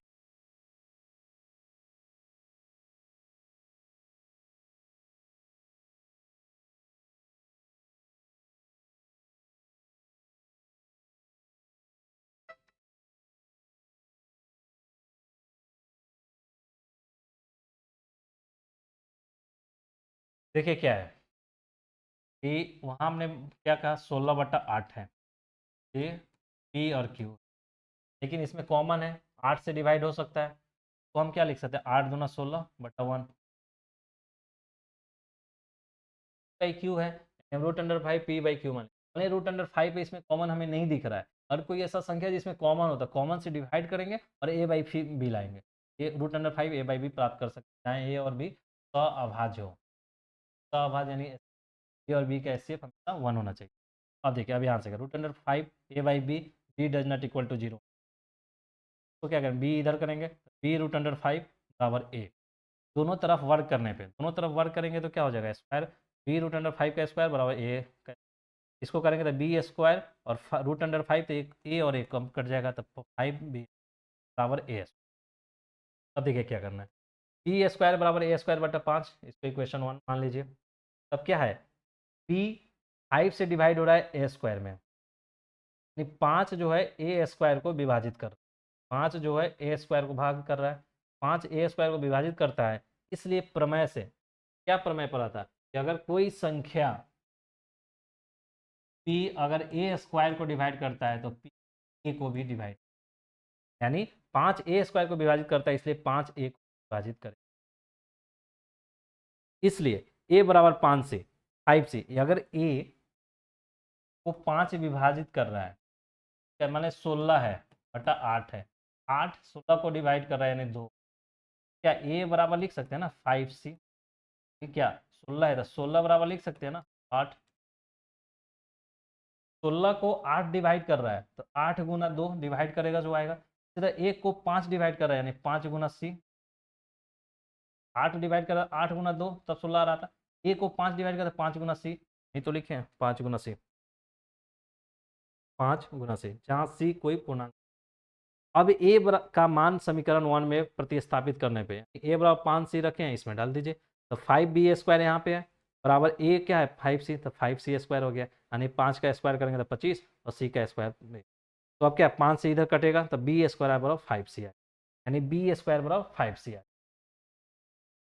देखिए चूंकि 5b स्क्वायर को विभाजित करता है इसलिए 5b को भी विभाजित करेगा, फिर वही थ्योरम से तो 3 मान लेते हैं, समीकरण 2 और समीकरण 3 से स्पष्ट है a और b का कम से कम एक उभयनिष्ठ गुणनखंड अवश्य है, कौन वो उभयनिष्ठ गुणनखंड है 5, 5 से दोनों कट रहा है, 5 ए को भी काट रहा है 5 बी को भी काट रहा है, परंतु इस तथ्य का विरोधाभास प्राप्त होता है कि ए और बी में एक से अतिरिक्त कोई उभयनिष्ठ गुणनखंड नहीं है। क्यों? क्योंकि क्या माना था, हमने मान लिया था कि पी और क्यू में कोई गुणनखंड है तो हम डिवाइड कर लिए, और ए और बी उभयनिष्ठ गुणनखंड पी को विभाजित कर हमने ए बी मान लिया, जहाँ ए और बी सहभाज्य यानी इसमें कॉमन नहीं है। ठीक? लेकिन यहाँ पे क्या है, ए और बी को हम 5 से डिवाइड कर सकते हैं, तो हमारा विरोधाभास प्राप्त होता है। विरोधाभास प्राप्त हुआ तो मेरा मानना है कि रूट 5 एक क्या है, गलत हुआ, और अतः रूट अपरिमेय। कुछ नहीं करना है आपको, परिमेय संख्या अपरिमेय दिया रहेगा उसको परिमेय मान लीजिए, पी बाई क्यू लिखिए। अगर देखिए, अगर आप यहाँ पे पी बाई क्यू ए वाला स्टेप अगर छोड़ भी देते कि हाँ कोई उभयनिष्ठ गुणनखंड है तो उभयनिष्ठ पी और क्यू को विभाजित कर तो ए बाई बी, अगर आप ए यहाँ ए स्टेप छोड़ के अगर यहाँ से भी मल्टीप्लाई करते हैं, ए वाला स्टेप यहाँ से भी करते हैं तो हो जाएगा। कोई कुछ क्वेश्चन में हो सकता है कि यहाँ पे कॉमन हो तो हम डिवाइड कर देते ताकि वो हमारा तब उससे तब उसका जो प्रूफ होगा वो बेहतर होगा, इसलिए हम यहाँ पे उभयनिष्ठ किए हैं। नहीं तो आप पी और क्यू से भी डिवाइड इधर ले जाइए, स्क्वायर कीजिए, सारा प्रोसेस पी और क्यू में एक कॉमन आ जाएगा। मान लेंगे कि पी और क्यू में कॉमन आ गया, अभाज्य नहीं है, और नहीं है तो यानी वो परिमेय नहीं है, वो अपरिमेय। देखिए, एक तो होता है रूट अंडर में रहेगा पी, एक इस टाइप का प्रूफ, ये प्रूफ ज़्यादा ईजी होता है। तो देखिए इसको कैसे प्रूव करें, 5 प्लस ए 5, माना कि 5 प्लस रूट अंडर 3 एक परिमेय, सबको मानेंगे परिमेय, और परिमेय पूछा मान लिया हम परिमेय है, तो इसलिए 5 प्लस रूट अंडर 3 क्या, ए बाई बी, जहाँ ए और बी सहभाज्य है। यहाँ पे हमने ए स्टेप ले लिया, जो नहीं माना कि पी बाई क्यू है, पी बाई क्यू में स्टेप डिवाइड करेंगे और ए बाई बी मान, डायरेक्ट मान लेते हैं कि ए बाई बी है, जहाँ ए बाई सहभाज्य पूर्णांक है और बी डज नॉट जो है, यानी बी नहीं क्या है इधर। तब देखिए अब रूट अंडर 3 किए और 5 को उधर कर दिए, ए बाई 5 में ए बाई बी, ठीक है, चूंकि ए और बी पूर्णांक है, ए और बी पूर्णांक है, अतः ए बाई बी एक परिमेय संख्या होगा, कि हमने माना है ए और बी सह अभाज्य पूर्णांक है, ए और बी पूर्णांक है। हम तो परिमेय संख्या क्या होता है, पी बाई क्यू होता है, दोनों पूर्णांक है, यानी दोनों पूर्णांक है, और पी बटा Q, B does not equal to 0 है, ए बी पूर्णांक होता है, ए बाई बी एक, यानी ए परिमेय संख्या। और 5 हमेशा 5 पूर्णांक संख्या, इंटीजर नंबर है, और सभी इंटीजर नंबर आपका परिमेय संख्या होता है, एक परिमेय, एक परिमेय। ठीक, तो आप क्या अभी पढ़े हैं, जस्ट इसके पिछले स्लाइड में, दो परिमेय संख्याओं का जोड़ घटाव गुना भागा हमेशा परिमेय संख्या। ठीक, यानी ये भी परिमेय संख्या, ये भी परिमेय संख्या, इसका घटाव क्या होना चाहिए, परिमेय संख्या,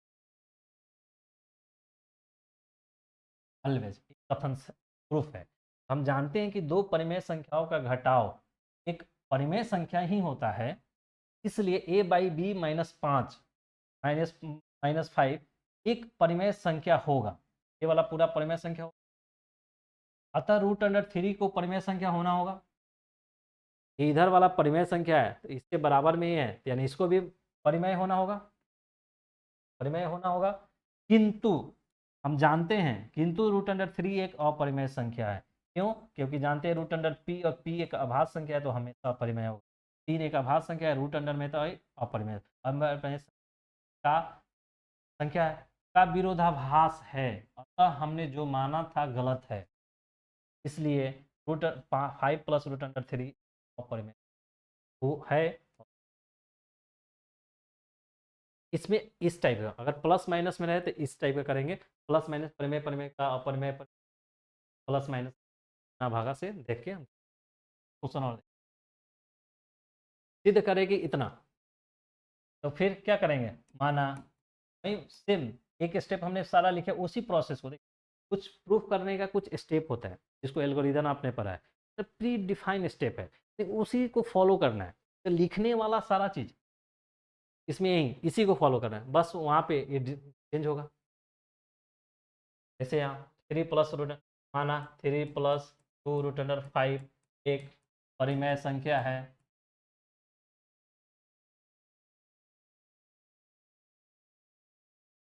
परिमेय संख्या है तो क्या हो जाएगा, 3 प्लस 2 अंडर 5 बराबर ए बटा बी, ए या पी क्यू अभाज्य संख्या। ठीक, अब ए है तो इसको 3 को उधर कर दीजिए, 2√5 इक्वल टू ए बटा बी।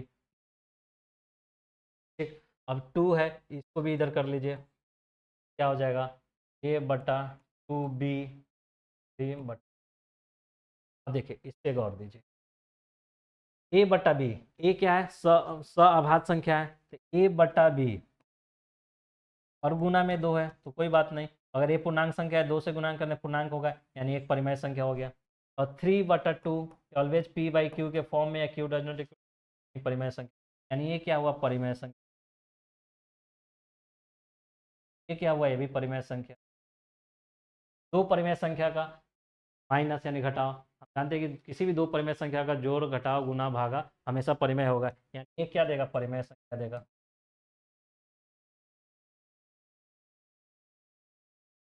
जबकि ये देगा परिमेय, लेकिन ये क्या है, जब अगर ये परिमेय है यानी √5 को हमको क्या होना होगा, हमेशा परिमेय होना होगा, किंतु √5 एक अपरिमेय संख्या, क्योंकि √5 एक अभाज्य संख्या, √5 5 अभाज्य संख्या है, अतः √5 एक अपरिमेय संख्या होगा।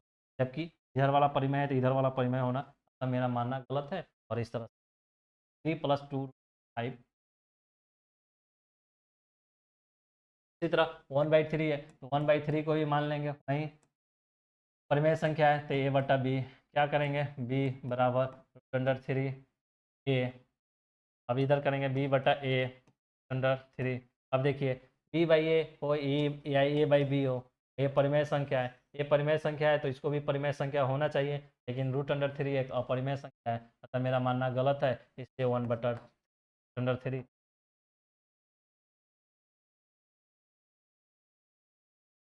अब देखिए तीसरा है परिमेय संख्याओं के दशमलव।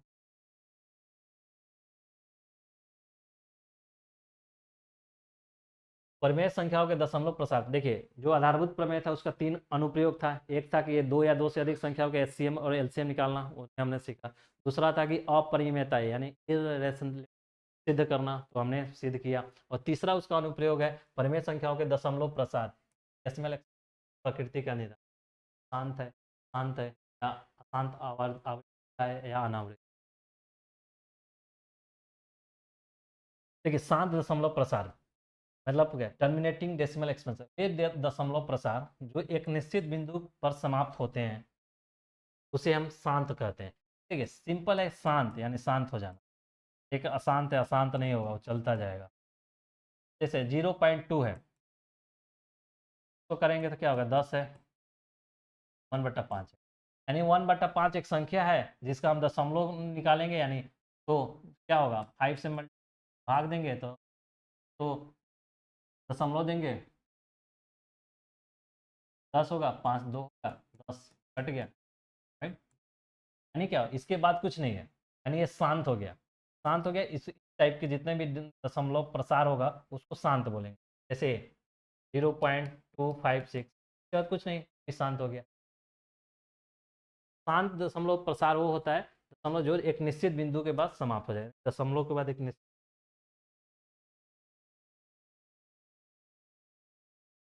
के बाद देखिए अशांत दशमलव प्रसार, अनटर्मिनेटिंग, वैसे दशमलव प्रसार जिसके दशमलव बिंदु के बाद अंक समाप्त नहीं होते, यानी वो चलता जाएगा, जैसे ये वाला केवल, यानी 1.131517 और डॉट डॉट ये चलता जा रहा है, समाप्त होना ही नहीं है, ये 333 चलता जा रहा है, समाप्त होने का नाम नहीं लेगा, उसको अशांत बोलेंगे। शांत निशांत है, दशमलव के बाद कुछ हिट होगा, उसके बाद वो नहीं आएगा, तो टर्मिनेट बोलते हैं, टर्मिनेट कर गया, ये नॉन टर्मिनेट आ जाएगा। ठीक है, अशांत है तो इसमें भी दो प्रकार का होता है, एक होगा आवर्ती, एक गैर आवर्ती, अनावृत्ति भी, यानी इसको रिकरिंग या रिपीटिंग बोलते हैं। रिकरिंग रिपीटिंग यानी रिपीट होगा, दशमलव बाद का एक भाग एक अनिश्चित समय तक दोहराता रहेगा, तो एक कोई एक भाग होगा जो हमेशा दोहराएगा। देखिए जैसे 0.324, ये देखिए ए, फिर आया 3 पॉइंट, फिर आया होगा 3 4, ऐसे ऐसे चले, यानी 3 2 एक भाग है, ये हमेशा दोहराएगा, इसको बोलते हैं आवृत्ति रिकरिंग। इसी को लिखना होगा तो कैसे, 3 2, ये तीनों नंबर हमें आता रहे, रिकरिंग आवर्ती बोलते हैं या रिपीटिंग। एक होता है गैर आवर्ती, नॉन रेकरिंग। दशमलव के बाद का कोई भी भाग निश्चित समय के लिए नहीं दोहराता है। यहाँ से निश्चित समय के लिए कोई भाग नहीं, इसमें चलता जाएगा ये, लेकिन कोई ऐसा नहीं होगा जो दोहराएगा। जैसे 14159265 डॉट डॉट जा रहा है, लेकिन कोई नंबर नहीं है जो दोहरा रहा है, यानी इसको नॉन रेकरिंग बोलते हैं। किसी पे रेकरिंग नहीं दे सकते, क्योंकि ये निश्चित ही नहीं है कौन दोहरा रहा है, यानी चल रहा है लेकिन अलग अलग संख्या।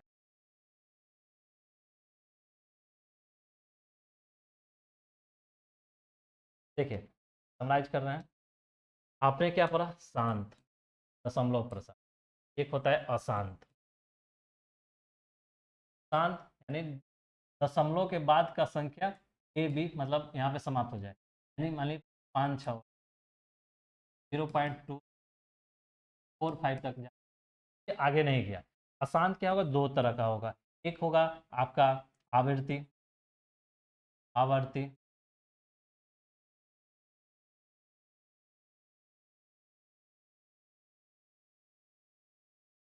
आवर्ती और गैर आवर्ती।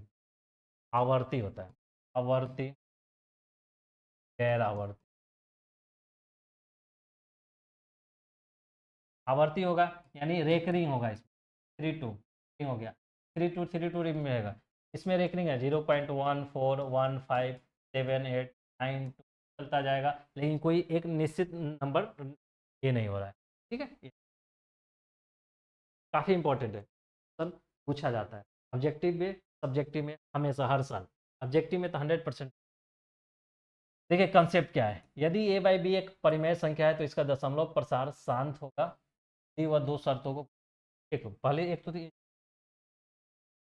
शांत अशांत हो गया, तो किसका करना है, आप हेडिंग देखिए कब करना है आपको पता चले। परिमेय संख्याओं का दशमलव, परिमेय संख्या कुछ देख लेंगे। परिमेय संख्या, परिमेय संख्या बेसिक क्लास में हमने बताया था, परिमेय संख्या का जब दशमलव प्रसार होता है ना, दो तरीके का, या तो शांत होगा, फिर टर्मिनेट कर जाएगा, दशमलव के बाद कुछ, अशांत भी होगा लेकिन वो आवर्ती प्रकृति, रिकरिंग टाइप, रिकरिंग रहेगा, रिपीट करेगा वो, वही परिमेय संख्या। अपरिमेय संख्या के बारे में क्या बोला था, अपरिमेय संख्या अशांत होगा, मतलब इस टाइप का चलता जाएगा, अशांत होगा, उसमें अशांत होगा और अशांत अनावृत्ति पर करेगा, यानी कोई रिपीट नहीं करेगा, वो होता है। हमने परिमेय संख्या का, देखिए परिमेय संख्या का कोई संख्या ए बाई बी एक परिमेय संख्या, मतलब मानिए परिमेय संख्या 3/4 एक परिमेय संख्या है, कोई इसका दशमलव प्रसार शांत होगा यदि वो दो शर्तों को पूरा करता है। शर्त कौन करता है, ए और बी सहअभाज्य होना चाहिए, एस सी एफ 1, और बी का अभाज्य गुणनखंड 2 पावर n 5 के साथ बी को 2 और 5 के अभाज्य गुणनखंड, यानी हमेशा देखिए अगर ए बाई बी है, बी को क्या लिखा जा सके, हमेशा 2 के पावर n और 5 के पावर m में अगर लिखा जा रहा है का दशमलव ए और बी। देखिए पहला दो कंडीशन है, पहला कंडीशन सेटिस्फाई हो जाता है अगर परिमेय संख्या दिया हुआ रहता है, दूसरा का सिर्फ चेक करेंगे कि जो बी नीचे का दिया हुआ है क्या उसको हम अभाज्य गुणनखंड में निकालेंगे, 2 के पावर n 5 के, यानी सिर्फ 2 और 5 का ही गुणनखंड होना चाहिए। अगर किसी तीसरा का आता है परिमेय संख्या, फिर आसान क्या वो रह है, यदि ए बाई बी एक प्रकार के क्यू का अभाज्य गुणनखंड 2 के पावर n 5 के पावर m के रूप में नहीं लिखा जा सके, यानी और m पूर्णांक है, तब इसका दशमलव प्रसार आसान।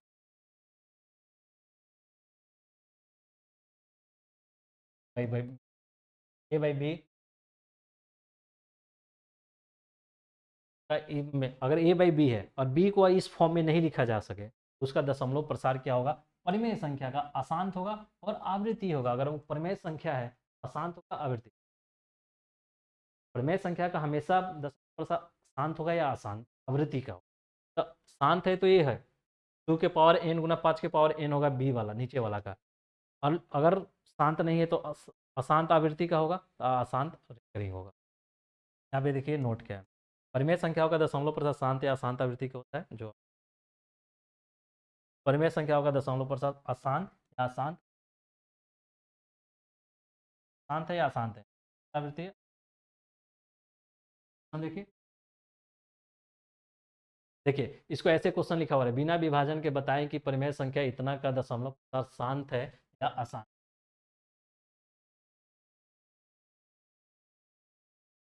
ठीक, क्या करेंगे, यहाँ कह रहा है कि बिना विभाजन बताए 13/31/25 आठ करें, बता ही सकते हैं। अगर जीरो के दशमलव के बाद कुछ रह जाए, मतलब 3 ही डिजिट के बाद नहीं जा रहा है, शांत है। पर 3 डिजिट के बाद भी जा रहा है या रेकरिंग टाइप का है तो आसान।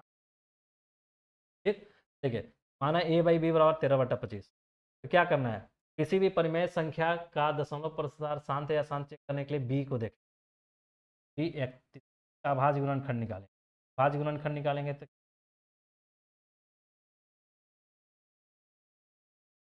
5 से कटेगा, 5 छक 30, 5 दूना 10, 5 से 5, 5 से 10 25, 5 से 2 4 5, 5 5 आएगा, भाज्य गुणन, भाज्य गुणन 5 के पावर 5, तो 5 के पावर 5 है तो क्या लिख सकते हैं, तो हमेशा जानते हैं कि परिमेय से b वाले का 2 के पावर m या 5 के पावर और n आना चाहिए। तो यहाँ 5 के पावर n या n और m क्या पूर्णांक संख्या होना है, इंटीजर नंबर होना चाहिए। यहाँ 5 है लेकिन यहाँ 2 था नहीं है, लेकिन अगर हम 2 के पावर 0 लिखते हैं, इस संख्या का पावर हमेशा 1 होता है। क्या हम ऐसे 5 के पावर 5 को 1 गुना 5 के पावर 5 और 2 1 को क्या 2 के पावर 0, 5 के पावर 5 नहीं लिखा हुआ है, कुछ होता है तो 1 है, 1 है तो 3 के पावर, अगर मैंने 6 रहता 6 के पावर 0 लिख 1 होता, और 7 रहता तो 7 के पावर 0 1 होता, और 0 5 के पावर 5 क्या है, 2 के पावर m 0 है, n 2 और 5 के पावर n, तो क्योंकि 31 25 का भाज्य गुणनखंड 2 के पावर n 5 के पावर n के रूप का है, चाहे n तथा 5 n तथा m कोई ऋणात्मक पूर्णांक नहीं है, कोई नेगेटिव नहीं है, n और m पॉजिटिव संख्या पूर्णांक है, अतः इसलिए 13/31/25 का दशमलव प्रसार, यानी सिंपल आपको कोई भी संख्या अगर a/b के दिया रहेगा, b का भाज्य गुणनखंड निकालना है और देखना है के पावर m ना 5 के पावर n का रूप का है कि नहीं, अगर इस रूप का है तो उसका बोल देंगे, तो इसका नहीं है, अशांत है। अशांत है, फिर अगर पूछेगा अशांत में वो नेक्स्ट चीज बात देख, ठीक है, बिना विभाजन प्रक्रिया के बताएं कि परिमेय संख्या इतना का दशमलव प्रसाद शांत या अशांत, फिर वही करेंगे 64/455, बी का लेंगे 455 का करेंगे, 455 का करेंगे, पहले भाज्य गुणनखंड निकाल लेंगे, 5 से होगा 5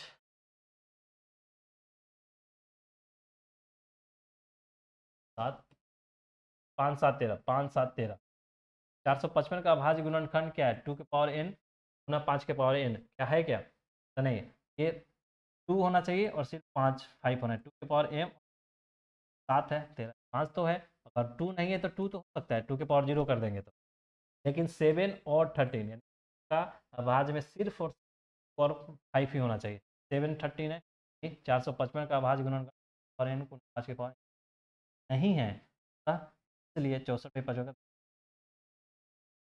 यहाँ सिर्फ शांत और अशांत बताना है तो अशांत। देखिए अब कुछ संख्या है इसका, देखिए कैसे करेंगे, देखिए 1.8 को p/q के रूप में बदले, एक होता है कि रेकरिंग, अभी आपने पढ़ा शांत अशांत, उसके बाद होता है अशांत, अशांत में रेकरिंग या अनरेकरिंग या रिपीटिंग अनरिपीटिंग, ठीक है 1.8 1.8 है यानी क्या है, एक क्वेश्चन आता है कि इतना को p/q के रूप में लिखें, सरलतम रूप में लिखें, ये सबको एक तो आपका अगर सब्जेक्टिव में क्वेश्चन पूछ रहा है, सब्जेक्टिव में एक प्रोसेस से बनाएंगे, सब्जेक्टिव में क्वेश्चन शॉर्ट ट्रिक लगाएंगे, यहाँ 1.8 है, मान लेते हैं x बराबर 1.8, माना है इसको x मान लें, क्या 1.8 क्या है ये। अब देखिए x बराबर इतना, दोनों तरफ 10 से मल्टीप्लाई कर देते हैं, दोनों तरफ 10 से 10x बराबर 10 से करेंगे तो क्या एक जीरो इधर शिफ्ट हो जाता है, बने होंगे। अगर किसी भी दशमलव है, अगर 10 से मल्टीप्लाई करते हैं दशमलव वाले में, तो दशमलव क्या है इधर शिफ्ट होता है, अगर डिवाइड करते हैं संख्या का दशमलव इधर शिफ्ट होता है, 10 से गुना करेंगे तो दशमलव इधर शिफ्ट, 10 है 100 है, 2 डिजिट शिफ्ट होगा इधर, एक डिजिट।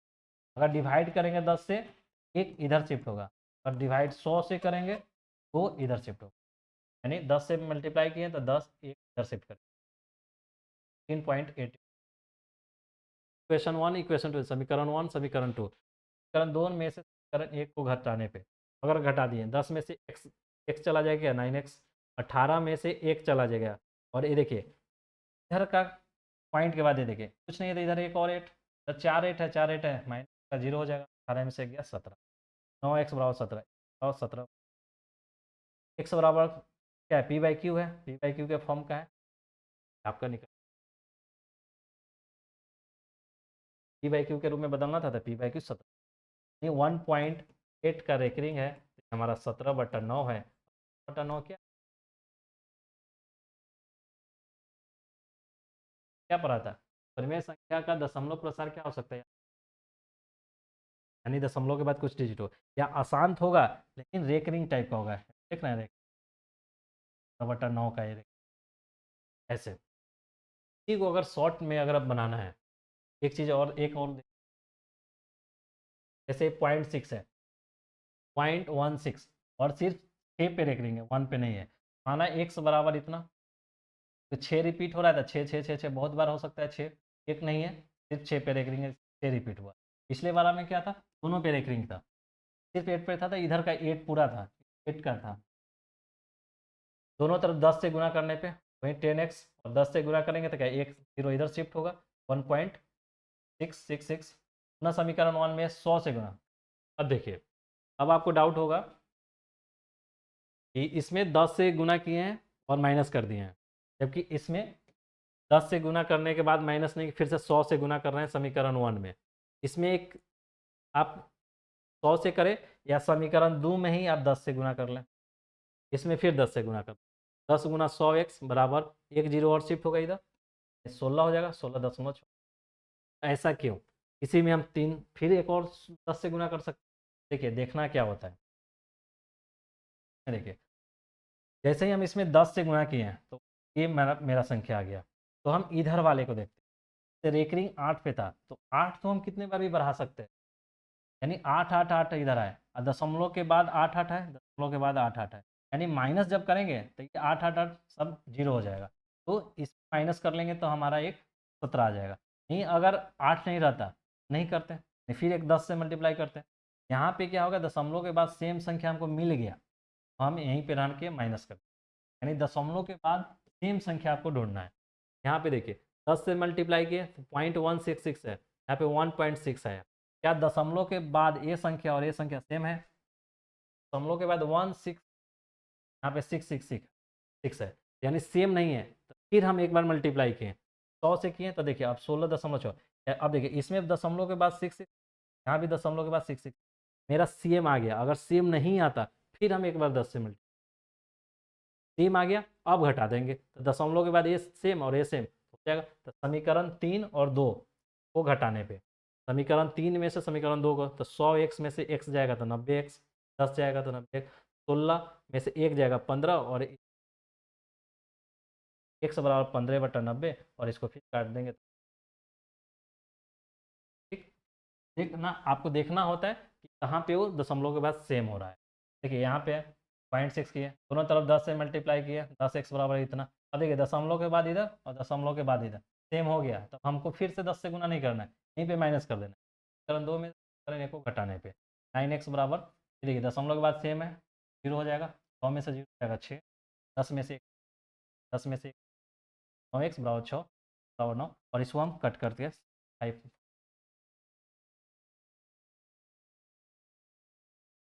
अब देखिए 2.47 को परिमेय संख्या के रूप में बदलें, परिमेय संख्या है, फिर वहीं करेंगे x बराबर 2.47, फिर दोनों पे रखेंगे। तो देखिए अब एक यहाँ पे हमने क्या किया, समीकरण एक में 100 से मल्टीप्लाई डायरेक्ट कर दिया, 10 से नहीं किया, क्योंकि आप समझ गए हैं कि 10 से मल्टीप्लाई, अगर हम इसमें 10 से मल्टीप्लाई करते हैं, जैसे देखिए अगर x बराबर 2.7 रेकरिंग है और 7, अभी इसमें अगर 10 से मल्टीप्लाई, 2 पॉइंट क्या होता है,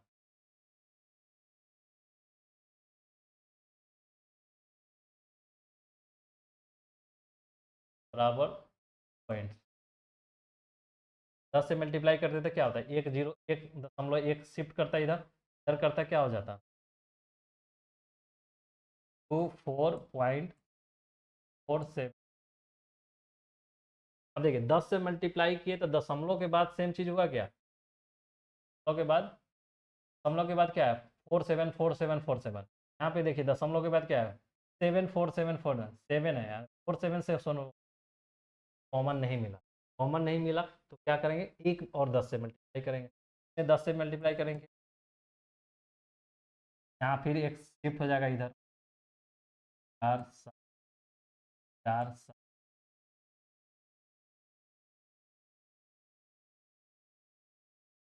अब देखिए अब मेरा कॉमन हो गया क्या, कॉमन हो गया। अब देखिए अब एक इक्वेशन इसको मानिए, दूसरा इक्वेशन, अब देखिए 47474747 कॉमन हुआ।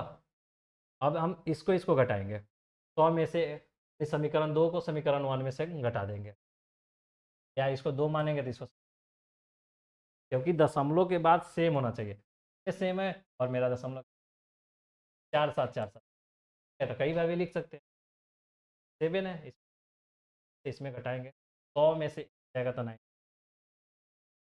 और इस दशमलव के बाद पूरा क्लियर हो गया, 40 में बराबर।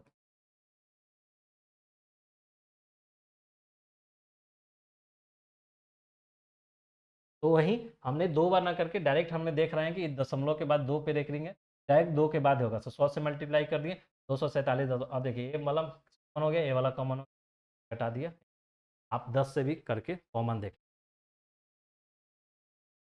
देखिए एक चीज़ और देखिए, ऐसा देख लीजिए, एक शॉर्ट ट्रिक क्या है इसको बनाने के लिए, ऑब्जेक्टिव क्वेश्चन होगा तो कैसे, जैसे 0.56 है तो क्या लिखते हैं,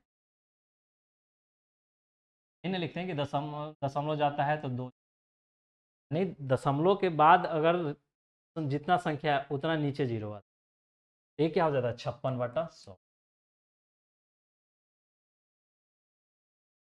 जब इस पे रेकरिंग हो, तो रेकरिंग होता है, हमेशा क्या करेंगे, रेकरिंग वाला अगर जितने पे रेकरिंग आता है दशमलव के बाद में, जितने पे रेकरिंग आता है उसको हम एज इट इज लिख देते हैं, जैसे कि तैसे लिख देते हैं, 56 है तो 56 के बाद जितना पे रेकरिंग आता है उतना 9 आता है, जितना रेकरिंग रहा, 2 नंबर पे रेकरिंग है तो 2 9 होगा, जब रेकरिंग नहीं रहता है तो क्या 2 जीरो होता है, एक पे 2 जीरो, यहाँ 2 नंबर पे रेकरिंग है दशमलव के बाद तो 2 9 9 नहीं, हमेशा याद रखिए कि अगर दशमलव के बाद ऊपर कोई संख्या है उस पर रेकरिंग है तो उसके बदले 9 नीचे आएगा, रेकरिंग नहीं, जीरो नीचे। ये देखिए क्या है, और देखिए ऊपर क्या है, 723, दशमलव के बाद जितना ऊपर संख्या होता है सारा का सारा लिख देना, 723, 723 जितना पे सारा लिख दिए, और जितना पे रेकरिंग है उसको छोड़ के जो संख्या बचा उसको माइनस करते हैं, देखिए यहाँ पे रेकरिंग के बाद कुछ नहीं है, जीरो है तो जीरो माइनस, तो यहाँ पे रेकरिंग के बाद 7 है, 7 करते हैं, माइनस करेंगे, और बटा, बटा में क्या पढ़े हैं, जितने पे रेकरिंग है उतना पे 9 आएगा, रेकरिंग कितना है 2 नंबर पे तो 2 9 आ जाएगा, जिसमें रेकरिंग नहीं है उसके बाद आएगा 700 आएगा, 13।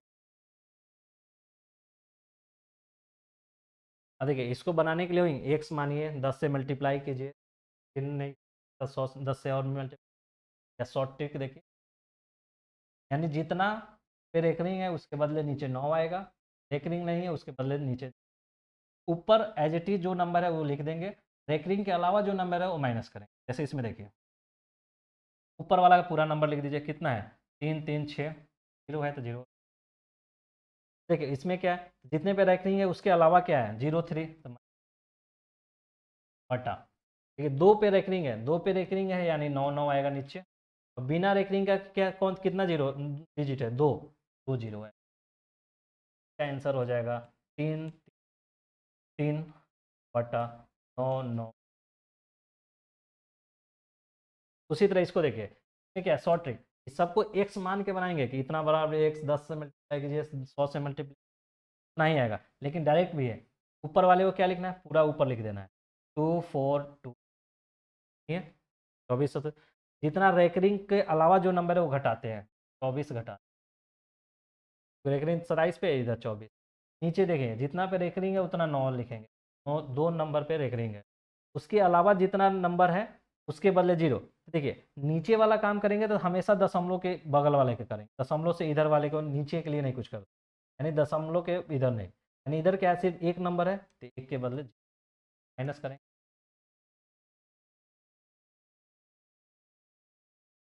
देखिए आप सब जितना भी आप बनाए हैं देख लीजिए आप शॉर्ट ट्रिक कैसे अप्लाई होता है। आपने ये प्रोसेसर बनाया है, ठीक है, ये देखिए 1.8 है, ये रेकरिंग है। क्या आपने पढ़ा था, पूरा संख्या लिखिए, जितना रेकरिंग जिस पे नहीं है वो कीजिए। 18 है 18 लिख लिए, रेकरिंग इस पे एक पे नहीं है माइनस किए, बटा जितना पे रेकरिंग है उसके बदले 9 आएगा। तो मेरा एक रेकरिंग है उसके अलावा कोई, नीचे के क्रम में हम दशमलव के इधर वाले के लिए कुछ नहीं, दशमलव के इधर वाले के लिए क्या हो गया 100 बटा 9, यही आंसर होगा। यही क्वेश्चन अगर ऑब्जेक्टिव में आता है तो बस इतना ही करेंगे, अगर यही क्वेश्चन सब्जेक्टिव में आता है तो ये करेंगे, दोनों का आंसर सेम है। अगर 0.6 है 0.16 सिर्फ 6 पे ठीक। देखिए क्या करेंगे, ऊपर का जितना संख्या एज इट इज लिखते हैं, 16 है तो 16, जितना पे रेकरिंग नहीं है उसको माइनस करेंगे, नहीं है कितना, उसके बाद क्या करेंगे नीचे करना है, जितने पे रेकरिंग होता है उसके बदले आता है 9, 9 आ गया, 9 के अलावा जिसके रेकरिंग नहीं है उसके बदले आता है 0, क्या हो गया 16 आंसर होगा। 15 बटा 90 इसको काट दीजिए, 15 कम 15 15 बटा 6, ये 1 बटा। अगर ऑब्जेक्टिव में यही क्वेश्चन पूछता है तो वैसे बनाइए, कुछ सेकेंड में सब्जेक्टिव में पूछता है। ये देखिए 0.6 क्या है, पर जितना संख्या 6 पूरा लिखिए, और जितना पे रेकरिंग नहीं है तो रेकरिंग नहीं 0 है तो कोई बात, जितना नीचे लिखना है तो रेकरिंग जितना का उतने के बदले 9 आएगा, एक संख्या पे रेकरिंग है 9 है, इसके अलावा कोई संख्या नहीं है 10, 6 बटा 9 काटेंगे तो देखिए 2/3 आंसर।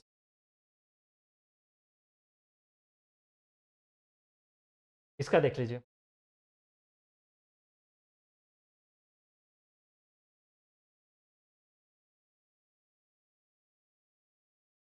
2.47 इतना पे रेकरिंग,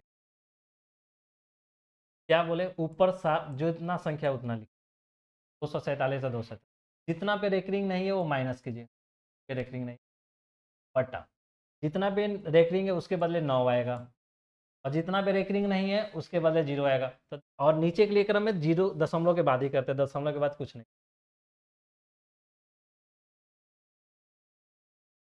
45, यही क्वेश्चन अगर सब्जेक्टिव में आता था ऐसे। ओके, आज का लेक्चर यही समाप्त के साथ आपका गणित का पहला चैप्टर का थ्योरी पूरा कंप्लीट हो गया। इसके बाद आपका ऑब्जेक्टिव और सब्जेक्टिव भी पूरा कंप्लीट कर दिया जाएगा, तो आप नेक्स्ट